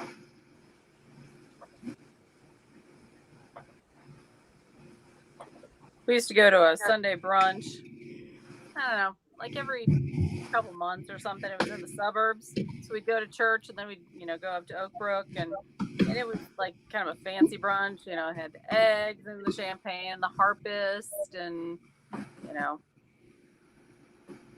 brunch food, roast beef, and But then you had, for a kid, you also had strawberries and pineapple and chocolate mousse, and and it was like Nice. all kinds of fancy. No live at 8:10 here, right, Jen? Correct. We'll just do 20 and 40.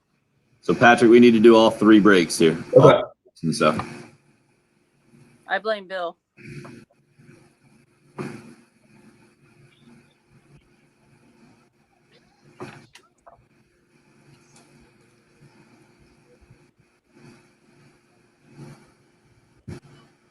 Sounds about right.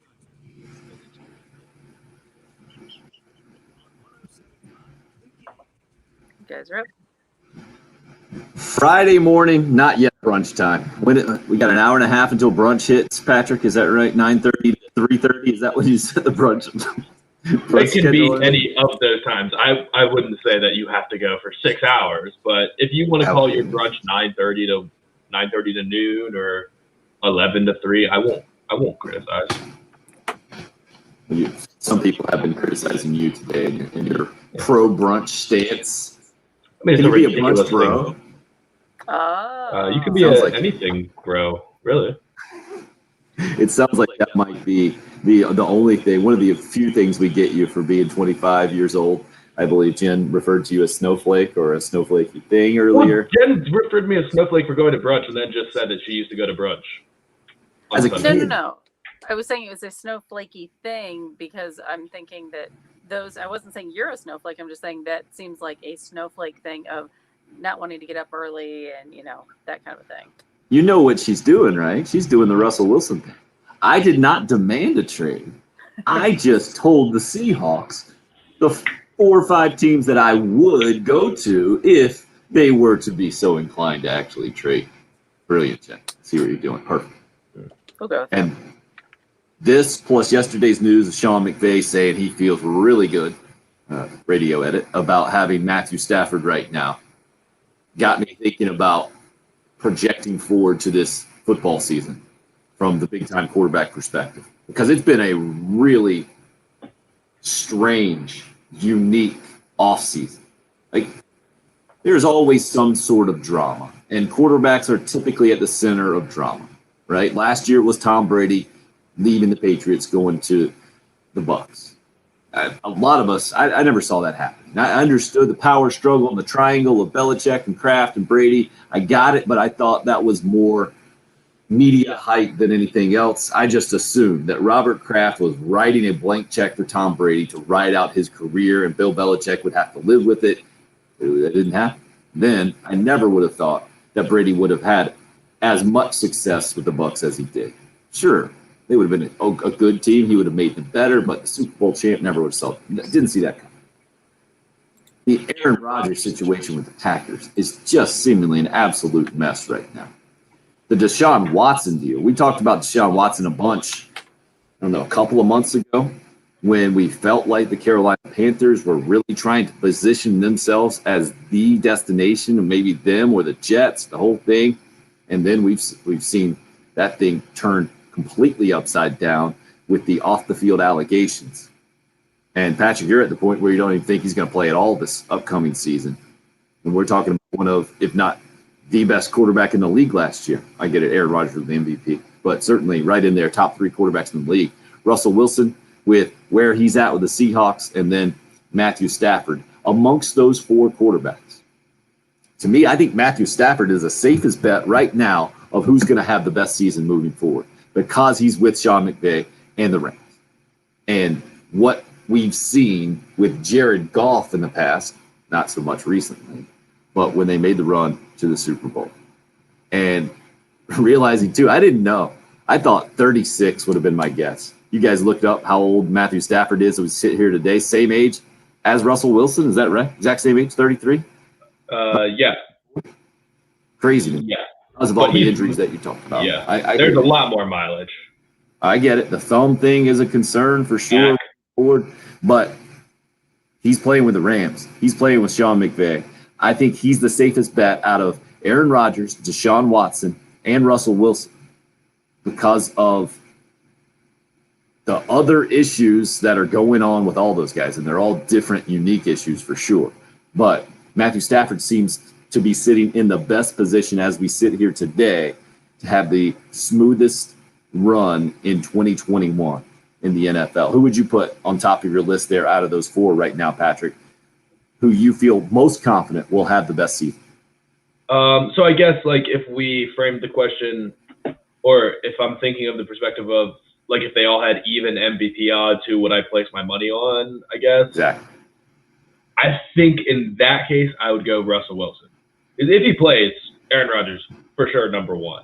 I just think there's a little bit too high of a chance that he's not going to play. But I can totally see Russell Wilson, even though I don't know that he's got that, like, killer mentality. I can see him saying there's a lot of chatter about me this year, and I really don't want to be on the Seahawks, but he's just going to really want to ball out. The narrative just seems to be too heavy on Matt Stafford right now. Like, everyone is buying into the Rams right now because they were awesome last year despite bad quarterback play. So I can see where the case could be made for Matt Stafford just because Sean McVay is a genius. They do have some solid receivers. I mean, Deshaun Jackson's like their 4th receiver. If he can get back any of the magic that he had as one of the greatest deep threats of all time, they could be really, really dangerous. So I do like the potential there. I'm pretty bullish on the Rams, but I mean, Russell Wilson is the better player. Like, Russell Wilson, I think, is hands down top 4. If you want to put Josh Allen in the top 3 because of what he did last year, then he's top 4, but I think he's probably top 3. I think it's basically Mahomes, Rodgers, Wilson, based off what we've seen for the past 5 or so years. He's for sure there. But the question will be, how do the Seahawks move forward? You're thinking that this will be Russell Wilson's last year in Seattle. I don't know how that relationship between Pete Carroll and Russell Wilson, between Russell Wilson and his teammates, is going to be moving forward, much like the Aaron Rodgers situation. We talked about it a little earlier this week when the Packers had their mini camp. The players were asked, what do you think about this Aaron Rodgers situation? Where are you in it? It's June. If that thing continues to wear and continues to go nowhere and wear on the players and continues to be asked and the whole thing, I feel like at least the Russell Wilson situation has been resolved, right? They didn't trade him. They're not going to trade him. They're moving forward with at least this year. Yeah. There is that motivation for Russell Wilson to play well, almost to stick it to the organization in a lot of ways. If Aaron Rodgers comes back, maybe that will be there too. But I feel like he's such an interesting dude where he really has to be, I think he has to feel appreciated to maybe be at his most intense or best. And I can see to where he could get to a place where he feels kind of slighted, and that competitive edge that he's had in the past or whatever it's been, that burning competitive desire just doesn't quite burn as bright. You see where I'm going with that, Patrick? For Rodgers. Right. Potentially. I really think Aaron Rodgers, if he wants something to be done, needs to speak. And I thought the same thing about Deshaun Watson before he obviously got himself into trouble. He just let the stories come out. Deshaun Watson doesn't want to be here. Deshaun Watson doesn't want to be here. But he wouldn't actually go on record and say it. And Aaron Rodgers, I mean, nobody knows what to think right now. Everyone's being put in bad positions. His teammates are being put in bad positions. I kind of think he owes it to at least his teammates, if he respects them and appreciates them, to just come out and say what he's feeling. Like, if he's going to retire, if the Packers don't trade him, come out and say that. It's not collusion or anything like that. You're allowed to do that, but just letting the speculation wear on. I mean, nobody knows what to think, but I do think that he's at this point stubborn enough to just say, all right, I'm not playing. I don't care. Do whatever you want, but I'm not playing. The Russell Wilson situation is the only one that's been cleared up because also the Texans, David Culley, just canceled their mandatory minicamp because they had, I guess, such good attendance at OTAs. But also, I think if he did have mandatory minicamp, it would make it super awkward, the whole Deshaun Watson situation. Will he show up? Will he not show up? Are they going to fine him? How are his teammates going to react to this? Like, it was just not worth the headache. So I think that's the whole reason they canceled that.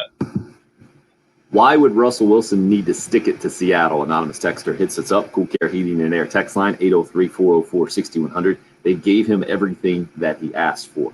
Do you agree with that last part? I think he wouldn't need to stick it to Seattle. I think he'd be sticking to Pete Carroll.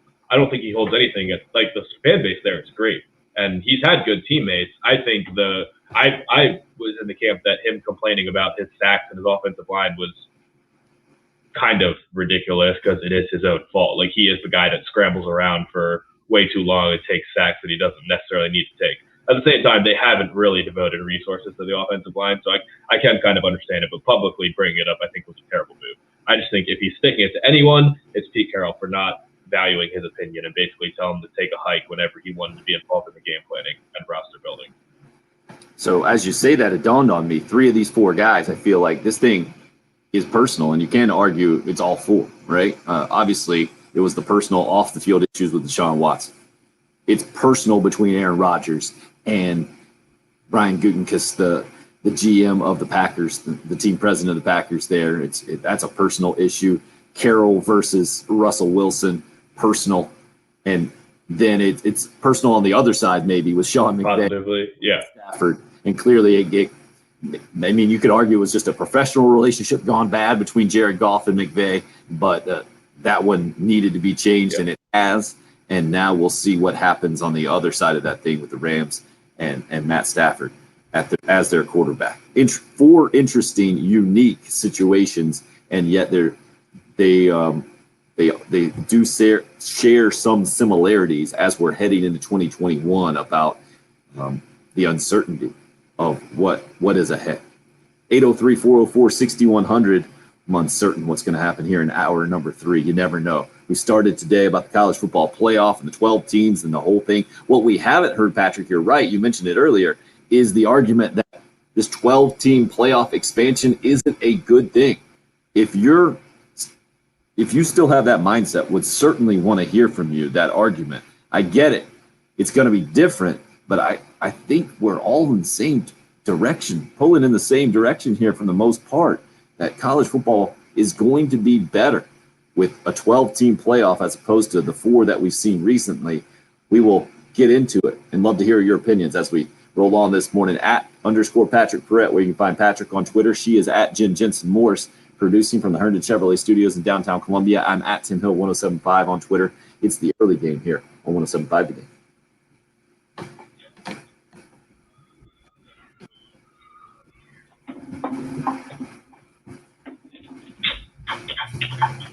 When you got to cancel your stuff, that's never a good sign. Cancel what? The Texans workouts, man. Oh, yeah. Just brutal.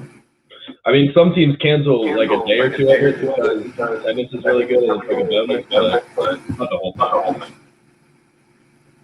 I'm totally sold after last year, Travis. What about you, Patrick? About Yeah, Josh? I mean, he was ridiculous last year. I think last year, I think he was maybe number 2, if not number 3. He was better than Russ last year. You want to say Mahomes was always number 1 each time to me, but last year was Mahomes, Rodgers, Allen.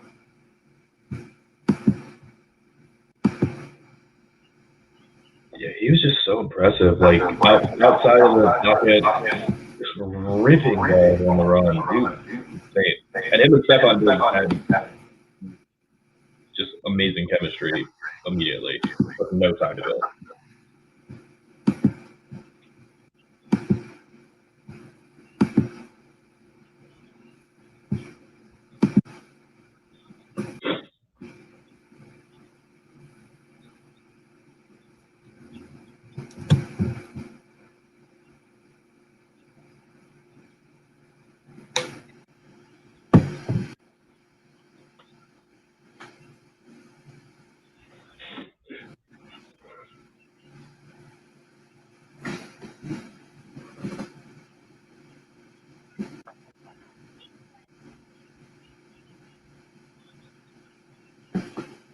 Oh, Jonathan Joseph retired?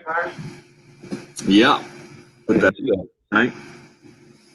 Feel like we kind of did that show when he got cut before he got picked up by the Cardinals, just talking about the career he's had. That's why I haven't mentioned it too much today, or haven't mentioned it at all.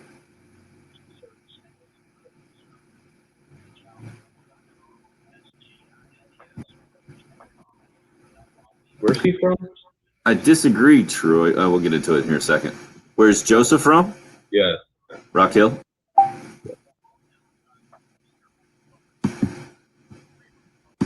Yep. I think I still put him ahead of Lamar.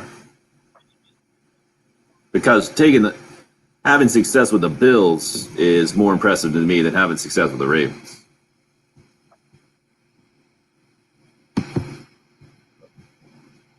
We can be comfortably quiet in here, Ty. Yeah, I think I put him above Lamar just because he's put the whole thing together, really. Lamar had that outstanding MVP year, but still hasn't.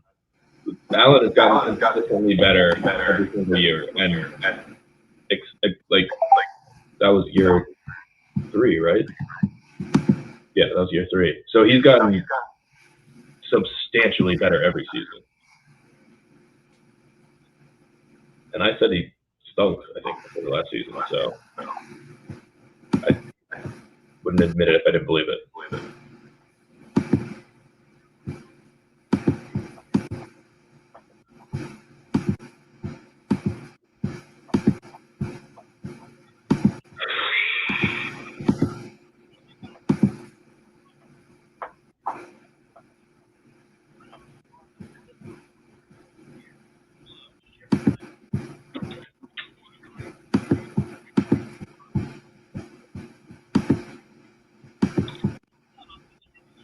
So I'm the only one that hears the echo when I talk. Yeah, I'm not hearing any. Are you muting your speakers? Yeah, because I can hear the echo. Oh, you can hear the echo too. Okay. Well, I hear, but I just mute my speakers when we go on. No, just in this conversation right now. Oh, no, I'm not hearing anything right now. Sorry. It must be coming. And we're heading back in. Okay, so they do hear it. It must be coming from Tim's speaker then. I don't know how that works. 5 out of 12. I think one of the most interesting parts of yesterday's proposal is that there is no limit on conference teams. And I think 5 out of 12 would be the number where the country or college football in general would say, no, there's too many SEC teams in there. But I can see that, can't you? Because right now, if I'm listing the 12 best programs in college football, 5 of them come from the SEC. Pretty simple. You got Alabama and Georgia on the top, right? LSU, Texas A&M, and Florida. 5 out of 12. I mean, the LSU was tenuous, I think, with Ed Orgeron, but coming off the national championship a couple of years ago. I get it. They didn't have a great year last year, but I think you got to put them in the best 12 programs in the country. So SEC baseball has 6 of the 16 super regional teams coming up, Patrick. But with having a 64-team tournament and having to play your way in, I don't think you get the accusation of unfairness like you would if this proposed expansion to 12 teams happens and it's a 6 conference champions, right? That's how you decide 6 of the teams and then 6 at-large bids. So you would have to have 4 of those 6 coming from the SEC. But I can see where those teams would be in the argument there. I'm thinking it would be more like half of those, 3 out of 6, and 4 would be digestible maybe for the country if it was clear that those 3 other teams were really, really good. But I think if you got 4 of those 6 teams coming from the SEC and 5 out of the 12, I think it would be a big-time problem for college football in general, probably outside of our region mostly. And it would seem to be like the deck is stacked a little bit too unfair. What do you think? Yeah, well, maybe it would seem unfair, but, I mean, last year there would have been 4 if they had done it last year because Georgia and Florida and Texas A&M all would have made it. So that would have been with Alabama, yeah. But I guess people don't – is it technically not as bad as when 2 of the 4 are SEC teams? Because that's 50% of the college football playoff, and 4 or 5 would be less than 50%. So it would seem like more, but I guess a higher percentage of other teams would be part of the mix. But I think that's already a problem for college football. I mean, it's just clearly the talent in college football – it's so skewed towards this region. I mean, when we have a Final Four of Alabama, Clemson, Georgia, and I don't even know who else. I think Notre Dame was in that year. So that's 3 of the 4 teams are from the Southeast anyway. People just aren't going to like it. And I know that's a problem for college football because a lot of interest has been lost in maybe like the Pacific Northwest or the state of California or even the Northeast. Like they're kind of done with or kind of over just seeing Southeastern teams in the playoff. So just by virtue of expanding it and allowing there to be or ensuring that there will be a West Coast team, you kind of solve that problem. Well, I don't think you're ensuring it. You're not necessarily ensuring there's going to be a West Coast team, right? You're going to have 6 conference champions that qualify, not necessarily from the Power 5 plus 1. It's not how it's written. You would think that's probably going to be how it ends up, but it's not necessarily. Brian hits us up. Cool Care Heating and Air text line. Curious to see the empirical data 10 years from now of how many teams outside of the top 4 win a championship. Yeah, I don't think it's going to be many. Let's see. And let's not go 10 years from now because it's still going to be a couple of years until it actually expands. We get to see it on the field. Patrick, what's the number you would put on the first 10 years of it, assuming the college football playoff does expand to 12 teams? That's someone outside of the top 4 teams, because the proposal, the way it is now, and I think the way that a 12-team college football playoff actually works, the only real way it works is that you have those first 4 teams getting a bye. So what would you guess out of the first 10 years, assuming this playoff format happens, how many of the national champions will come from outside of those first 4 teams? I think we will be extremely lucky if it happens once a decade. So, I mean, I would lean towards 0. There's such a tremendous gap between Alabama, Clemson, Ohio State, and whoever else that team may be. And like the year LSU won it, that was a different year, but that was a different team. But LSU was clearly so much better than everyone else that it just wasn't even competition. There's no world that I can imagine a group of 5 team beating Alabama. Like Cincinnati was awesome, and I would have loved to see them get a chance. But if a team like that had made the college football playoff and squeaked by Georgia, they were going to get steamrolled. There's no doubt in my mind they were going to get steamrolled by Alabama, and with a week of rest as well. But wait a second. I think you're seeing that a little bit differently. I'm seeing this as a team like Alabama that maybe falls in the SEC championship game, or maybe didn't even win their division like we saw a couple of years ago. Okay. That would have to be how it happened. I mean, if like a kick 6 happens and Auburn has a freak upset over Alabama and Alabama doesn't make the SEC championship game, and that can happen. But I mean, Alabama won the national. They're the only 4 seed to win the national championship, right? Because even the year that I think Ohio State in the first year of the college football playoff might have been. They had a 4 seed. Well, with Cardale Jones. Okay, so yeah, I mean, they like even the year that Alabama something freakish happened. Was that the kick 6 year that they were the 4 seed? Yeah, believe so. Yeah. Okay. So the kick 6 happens, they're 4 seed and they win the national championship. But I mean, we'll be lucky if the deck falls that way once a decade. And I think I guess that counts as not a 1 through 4 seed, but it's not like the principle of it, like giving the little guy a chance. I can never see a lower team running the gauntlet, like a Cincinnati running the gauntlet and winning the national championship.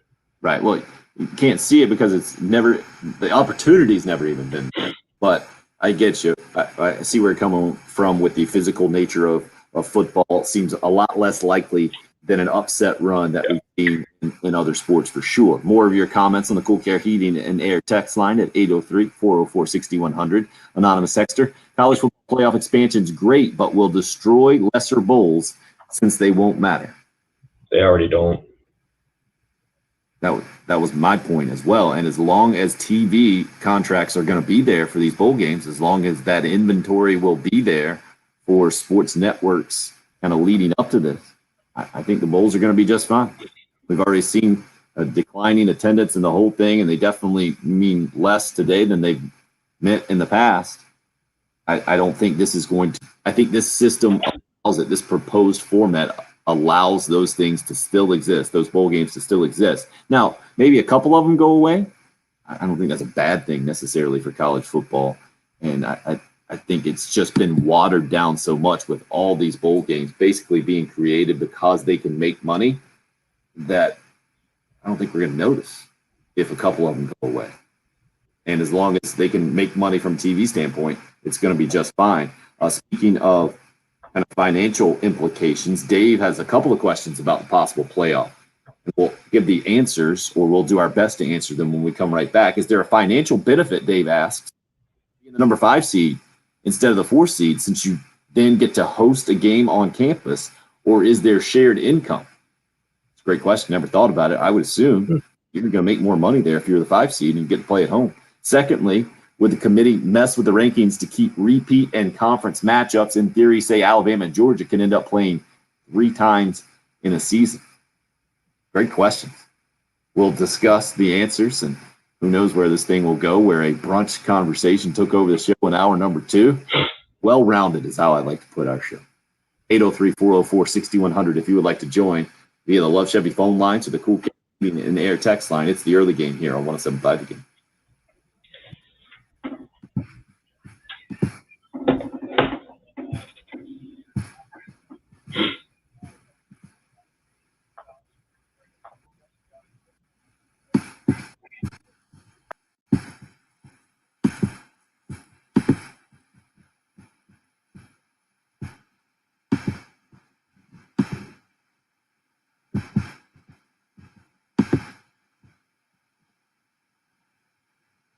Interesting timing in the college football world for sure.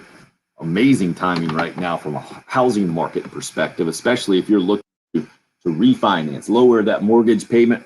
Let Buford Lending help you out. Benji Getzi and his team, 25 years of experience in the market.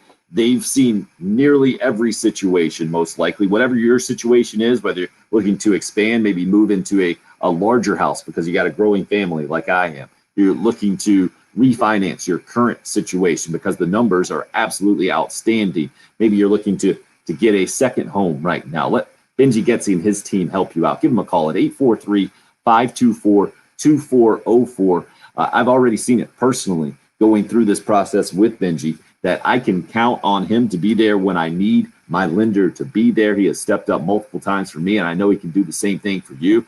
If you're a veteran, you're looking to do a VA loan, maybe a construction, renovation, conventional, whatever you're looking for, Beaufort Lending can help you out. Again, give them a call. Benji Getzi and Beaufort Lending, 843-524-2404.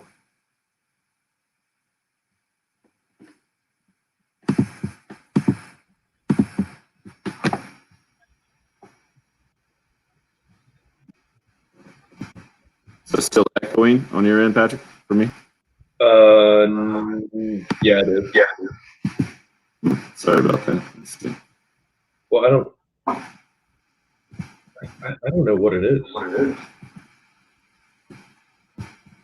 Like maybe a slight delay. Yeah, because now I don't hear it. Would it be maybe like a slight delay speaker or something? Weird. I hit mute, so it goes away when I hit mute. Yeah. Yeah, so that means it's coming out of your speaker in some form. Weird. What if I take out the explanation? That change it at all? It sounds actually, yeah, it does. Oh, no, it doesn't. Just heard it again. Weird. Doesn't sound like it was as bad though without that. So this is better? This is better. Yeah. And it's not every time. Huh. A lot of times it'll be early in the break, I'll be echoing, and then later in the break it'll just go away. I don't know.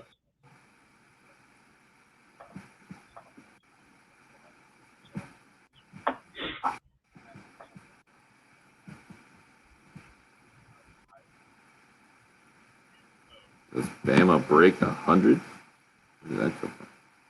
Oh, got it.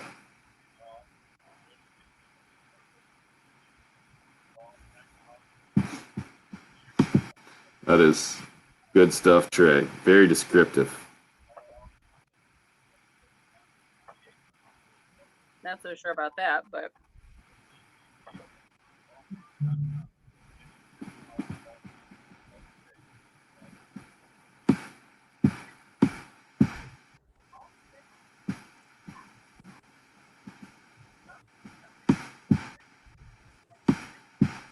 apparently Gamecock Larry's been listening.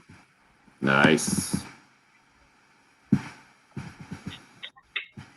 Why, thank you, Ty. I don't think you meant that as a compliment, but I will take it as one. Well done, Craig. I see what you're doing, tying it all together in with the brunch conversation. Can't do Eggs Benedict. Not an Eggs Benedict fan? Not after. Uh-oh. Got to hear the story. Yeah, breakfast after a night of drinking too much. Can't do it. Nope. And I was in a hotel, which made it even worse. You're not even home, for your creature comforts. And yeah, it's a little rough. At least tell us about the night before. What were we celebrating? I was actually at a work event for another company, and we were all down there for a retreat. Down where? Bonita Springs, around Naples, Florida. Nice. So we were at the boss's house, and you get a bunch of creative people together, and it turns into, we ended up doing like crime scene photos with dog door. I don't know. It was an interesting evening, but no Eggs Benedict anymore.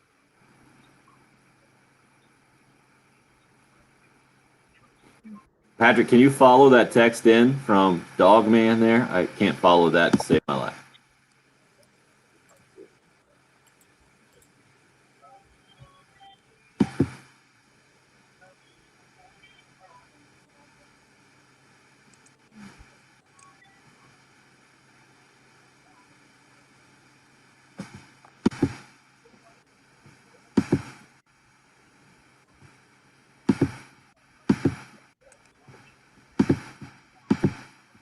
Patrick, you got nothing on that text? I'm trying to read it right now. No. First of all, in his second text, he says, say Clemson wins and Georgia comes in second.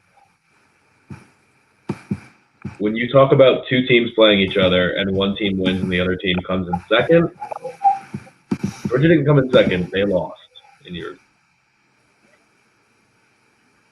I don't get it. Dog man. So, yeah, I don't get it. Oklahoma plays Illinois. Oklahoma plays Illinois.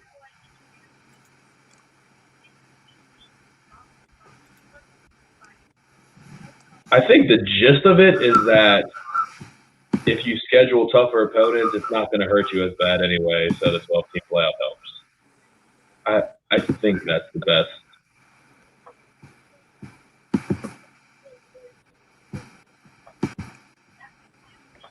I don't know. Are all his texts like this? Not quite that bad. He definitely. Maybe I'm going to give him benefit of the doubt and say he uses his voice to talk because some of these spellings are just horrific.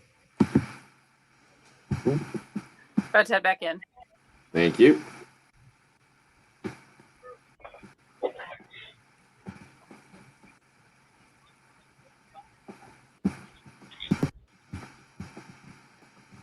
Heads are up. Would love your help next Thursday, the 17th, our summer blood drive at the American Red Cross, Bull Street in Columbia, 10 a.m. to 4 p.m. Pre-registration strongly encouraged. Walk-ins are welcome, and if you do give blood, then you get entered into a raffle for a chance to win a pair of tickets to Carowinds. You can go to 1075thegame.com for more details. Patrick Perrette, alongside with me, Tim Hill, Jen Jensen, producing in the Herndon Chevrolet studio. Glad you're a part of the program. Right before we left for commercial, which we didn't actually leave and go anywhere, but we went to a commercial. That's how radio works. Dave hits up with a question on the Cool Care Heating and Air text line at 803-404-6100. Says, is there a financial benefit for being a number 5 seed versus the 4 seed when you get to host a game on campus under this new proposed college football playoff expansion to 12 teams, where the top 4 would get a bye, and then the first round games of those other 8 teams would be played on campus with the higher seeds getting to host? I would think to some degree, I would think it would be really hard to share all of that income. Because there's, everything involved in hosting a game, right? Parking, concessions, and the whole thing. I would think that home team would be able to keep that and not just basically have to send it all into one pot to be distributed equally. But I think these are part of the details that would have to be worked out. And then Dave mentioned, would the committee mess with the rankings to keep from having repeat and interconference matchups like a third matchup between Alabama and Georgia if they had played in the regular season and then in the conference championship and then for a playoff game? What do you think, Patrick? Do you think I would think that you would make some adjustment there, but I could see there being pros to having played those matchups multiple times. I think we've seen 2 games in a season before. We've certainly never seen the possibility for 3 in college football that I can think of. The possibility for there's already been a possibility for 3, right? I guess a possibility, but I've never seen the situation where it was anywhere close to likely to happen. Yeah, because Alabama did play Georgia in the national championship. That was only the second time they played them that year because they played in the SEC championship, but they also could have played a regular season game. But yeah, I can see I can see a pro to that because it would be fascinating if you played regular season and championship game and you split them and then the rubber matches for all the marbles are in a playoff format. That would be pretty electric. Or even if Alabama won twice and they were close games and Georgia has a chance to say those 2 games didn't matter, we got you in the one that mattered the most. That would still be fascinating. I don't know that they would necessarily. If I was in the room, I wouldn't vote based off not wanting the same matchups. But I guess I could see it. I am really intrigued. I'm trying to think if it's a great question about is it financially beneficial to have a 5 seed and host a game, because I really don't know how it wouldn't be. Yeah, I'm I with mean, you. I guess maybe you just get more you just get a bigger piece of the Guaranteed TV money, right. Yeah, guaranteed money. I guess that's really the only way to do it. But I mean, as a fan, you don't want to play an extra game because you want to be closer to a championship. But I mean, there's definitely going to be fans that are secretly saying, please send me Coastal Carolina to Athens and we can host a playoff game. That would be incredible. I mean, the environments for an SEC hosted playoff game would be unbelievable. College football, something that I'm glad looks to be close to becoming a reality anyway. I know not everybody's on that same page. I'm wondering where our favorite 86-year-old caller is this morning.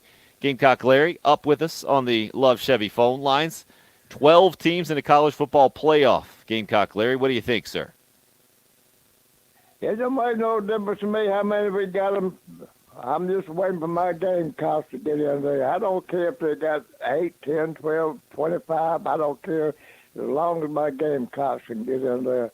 But I understand Jen don't have an oven down there in the office. You guys are going to have to get her one of them air fryers. They don't taste as good, but it keeps them going hungry. You got to take care of Jen down there. Get her air fryer. Number 3, they sent Eric the Tiger out here to me Wednesday to deliver my oxygen. Eric the Tiger. And it's getting to be a habit, and I hope they'll listen. Don't send no tiger down here to bring me my oxygen. I will do without it if I have to. Don't send no tiger down here. Go Gamecocks. Gamecock Larry, ladies and gentlemen, just proved the theory that his Carolina fandom is more important than actual oxygen. That's what I just heard. Did you guys get that? So, yeah. So basically, there's only Carolina oxygen. There's Clemson. There's no Clemson oxygen. When you Is talk, Eric the Tiger new? it sounds like it. It's. New member I've of never Wisdom Doom? never heard his name before, but I've also. I mean, we always hear it, right? Eats, sleeps, and breathes sports or Gamecock. Gamecock Larry trying to prove that. Now he didn't weigh in on the eats part in the brunch conversation. Maybe we can get his hot take on brunch at another time. What was he talking about? Getting an air. Because what were you guys talking about That off was the air? that was Bill Yeah. complaining about not going back to the studio because it doesn't have an oven and the whole thing. You got to remember, Gamecock Larry listens 10 hours a day. He writes stuff down. Okay, you gotta stay up with Gamecock Larry, and he's not gonna slow down for you, man. He's moving at his own pace. That's what I appreciate maybe most about Gamecock Larry. Good to hear from him this morning. Fired up, Eric the Tiger. Good luck. I do not envy your job, sir. You know, I think Eric's Tiger better watch out because I'm pretty sure Gamecock Larry could hog tie him with the oxygen tubing. Mm-hmm. So I think he could take him out. Yeah. How is Eric the Tiger showing up in a Clemson shirt? Is he immediately upon meeting any new person saying how big of a Clemson fan he is, or is he saying here Larry, and Gamecock Larry says no, it's Gamecock Larry, and that's how the conversation. Wait, you don't know how it goes in Gamecock Larry's house? Here's how this is how I think it goes in my head. Who is it? It's Eric, sir. I'm here with your oxygen. State your allegiance, Carolina or Clemson? Sir, I'm really more of an NFL fan. I'm not from this state. Carolina or Clemson? Well, again, I'm more of a Steelers guy. Carolina or Clemson or leave? I guess I'm more of a Clemson fan. Eric the Tiger, don't come back. That's how I see that playing out. Is that just me? I can definitely see that. Yeah, just leave the oxygen on the door. Go away. Maybe I have an active imagination about what exactly goes on at Gamecock Larry's house. I think Actually, he knocks on the door, and when he says that, you know, what his allegiance is at this point, he's like, "But I still have your oxygen." And then I can see in about a minute or so, here comes Gamecock Larry from around the house in that scooter that he has now. You know, like guns blazing, or you know something. Carolina flags waving, and you know, like wanting to the battering ram or something. Yeah. Sandstorm. We should have done the doorbell with Sandstorm. Yeah. That's probably really how it goes at Gamecock Larry's house. He doesn't allow just knocking on Eric the the door. Tiger better watch his back. Good luck, Eric. Anyway. Good luck. 803-404-6100 if you want to get a final word. Dramatic conclusion of the week. Going to give you a chance to win some free tickets as well when we come back. It's the early game. It's 107.5 The Game. The home of the Gamecocks and new head football coach, Shane Beamer. I'm a process-driven person, and we're going to get started day one advancing this program and making it better. 107.5 The Game. I know it's cliche, but it's the truth. Welcome, Coach. Man, that 14-month-old at the house yesterday. Again, the tart needs to happen at dinner time. I need to get that going. Well, we have shrapnel flying everywhere yesterday. It was cucumbers, pork chops, and apples, I think, all in the bowl, and none of them were going where they needed to go. They were going on the floor. I am much more familiar with my floors these days and much more appreciative of the job that Zero Res Carpet and Air Duct Cleaning has done for me because of that little dude at my house. ZeroResColumbia.com is where you can go and book your appointment today. You can also see the specifics about how Zero Res cleans differently than anybody else. It's a patented powered water system. What's most important to me and my family is not how they crank up the pH of the water and the whole chemistry of it. It's that there are no harsh chemicals involved. So nothing to worry about. A load off my mind when Zero Res has come out to my house a couple of times. Also, no leftover soapy residue to attract more dirt and residue right back into the carpet. That's why my carpets have stayed cleaner longer. Yours can as well. Give them a call at 803-262-4020. They've got a great deal for you right now. 3 rooms of carpet cleaned, only $119 plus a free hallway when you mention me, Tim Hill. Get your home looking its best for the summer with Zero Res. You can spell it backwards or forwards. It's Zero Res.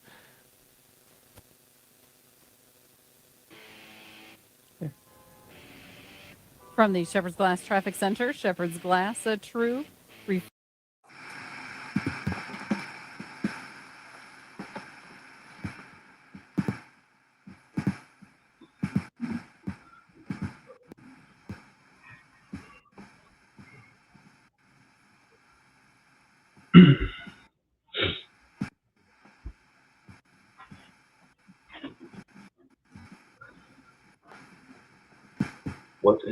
What is in your coffee this morning?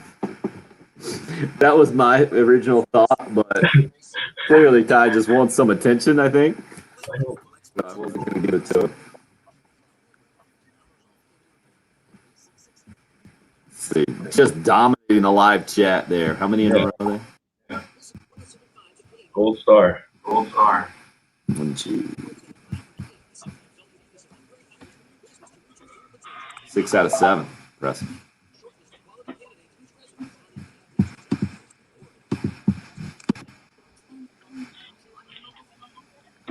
I did have the fine folks from Zero Res come out on Wednesday. Did a fine job. Oh, nice. Yep. Actually had them do a little bit of grout stuff. Pretty impressive. Better than Is that a national company or local company? Yeah, they're national. But the guy, he's a good personality, kind of has the humor. I always appreciate that. But, I've been trying to clean. We have like a stone tile in the family room. So, 3 dogs, even though it's sealed, grout gets dirty and stuff. And I literally have been down with the Toothbrush? on a drill. Oh, wow. That. I'm like, you know what? Yeah. We tried the toothbrush at our house. Oh, yeah. brutal. So. Yeah, it wasn't that came out to your house, was it? Do you remember his name? What's his name? Jesse? I don't remember his name. He does have kind of like plugs in his ears. I don't think that was Jesse. Jesse Jesse went to high school with Sidney Rice, I think. Oh, wow. When he was out to my place from Gaffney. That's cool. But, and it is for anybody to come clean tile, it's more expensive. So I was like, okay, I don't need the whole room. I just need the walkway. I was trying to keep it out as much as I could. Right. But he was good.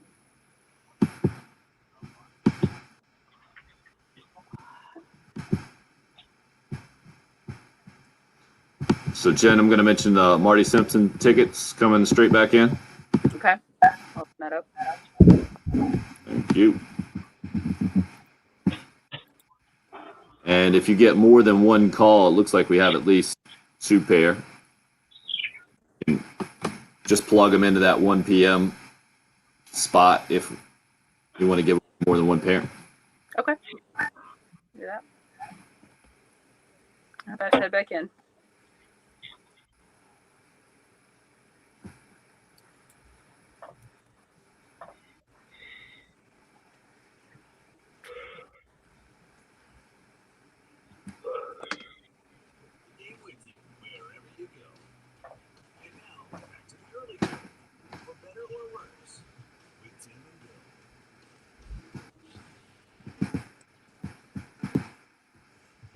Okay, you guys are up.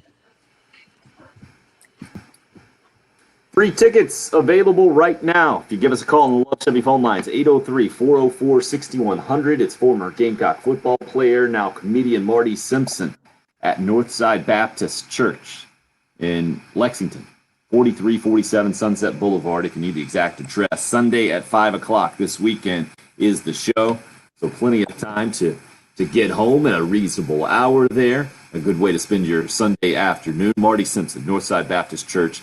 His comedy show, 3 pair tickets up for grabs right now on the Love Chevy phone lines, 803-404-6100. We spoke to Marty a little bit earlier this week, and he admitted about his obsession with playing fantasy football, his family dynamic now that he's just known for being the father of some of his popular kids who have moved through Blythewood High School as student body presidents, I think. It'd be interesting to hear how that comedy show goes with the perspective that Marty has these days.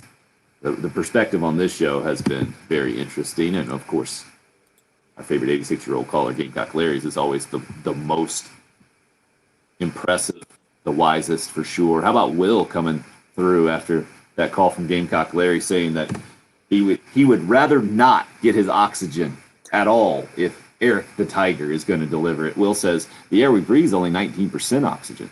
Gamecock Larry's tough enough. He can do without for a while. I'm impressed that Will knows the percentage of the air that we breathe with oxygen. I did not look that up, by the way, so take that for what it is. What else is in it? I thought it was all Larry is a living, it just needs more commercial. Without that. Patrick, my ideal brunch, assuming, now, do you always do the all-you-can-eat brunch buffets, or do you do a brunch spot where you just order one thing? Because they're completely different mindsets, in my opinion. If I'm choosing, I'm picking an all-you-can-eat, but they're not buffets. This is they're bringing it out, so they're like smaller plates, I guess. Yeah. Okay, because the last one I went to was a Mother's Day deal, right? And it was an all-you-can-eat. They just throw it out there and kind of get people in and out. And in these situations, I feel it is my economic duty to fulfill both breakfast and lunch, and I plan accordingly. And I'd make as many trips as possible, typically 5 or 6 trips up there, because you got to get new plates, right? You don't want to load. The rookie mistake is just to pile it all on one plate, right? What are you doing that for? It's 20 feet away. You can't make a trip back. Come on. Well, you eat more if you eat all at once and fast. Yeah. If you take several trips. Rookie mistake. Well, with several trips, you won't eat as much food necessarily. I don't know about realize that. it's full. No, not me, because I just stuff it all in my mouth before I have time to realize that I'm full. But in my mind, I think I do the calculations in my head. Like, all right, this is going to be $25 probably, somewhere in there. Hey, let's start with the bacon. Ooh, those eggs look good, but eggs are cheap. I'm not getting eggs. Okay. Oh, I actually am totally on board with that. I 100% do that. Like, if I'm at a buffet, I'm not eating bread. There's just no shot of eating bread. Right? All these biscuits look good, but nope, that's going to get me full. Yeah. Cheap. I'm not doing that. Hey, there's sausage. 1000%. I would never order bacon and sausage. Guess what? I'm paying for it. I'm going to hit them where it hurts. I'm going to then go back for the lunch, right? Oh, you got to go to the meat, the roast beef, whatever it is. But mashed potatoes always get me, right? Because the mashed potatoes are basically like biscuits or eggs. That's the lunch version. But I get just a small portion there. Then I gotta feel better about myself at this point. Get the salad. Okay, now I'm clear for dessert. couple extra trips there, good to go. That's how I'm glad we finally found some common ground today after yelling at each other for most of the week. Maybe this is what happens when Bill jets to Pinehurst and come together. Show. Could be. See, I didn't get my money's worth. I don't eat that much meat. It's a tragedy. And then don't you leave with regret, Jen? Don't you feel some sort of nagging regret as you're heading out in the parking lot, like you didn't put in your best performance? I don't. No. I've never left That's the why I go buffet to with like a regret. Brazilian steakhouse. I just get like a salad bar. That's a whole other conversation. Sorry. Patrick, you said you never left with regrets? Never left a buffet with regrets. Solid. A t-shirt. Brunch buffet, no regrets. Thanks for listening to the early.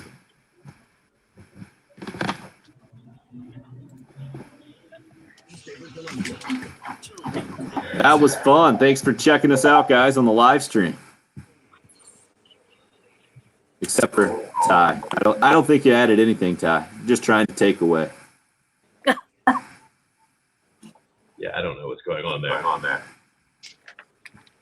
Maybe it's just the orange tea. Hope you do the same, Anthony. Have a great weekend, guys. Good luck, Hope, on the baby. Yeah, I'm hungry as well. I'm sorry? The what? What? There's a grandbaby on the way, I think. Okay, much different. Much different. Oh, then. yeah, sorry. Maybe I just have that PTSD of the 1-year-old in my house. What? Yeah, I can see that. Dave, what? I'm getting a bigger house. Good. How much confidence do we have that Bill will be in broadcast shape on Monday morning at 6 a.m. when we start this again? There will be sunglasses. Would be probably the first words I'd say it's a 50-50 proposition at best that we're getting in any kind of energy out of Bill on Monday. Hopefully some good Pinehurst stories, though. Patrick, enjoy the Saturday off, sir. Thank you. Yeah.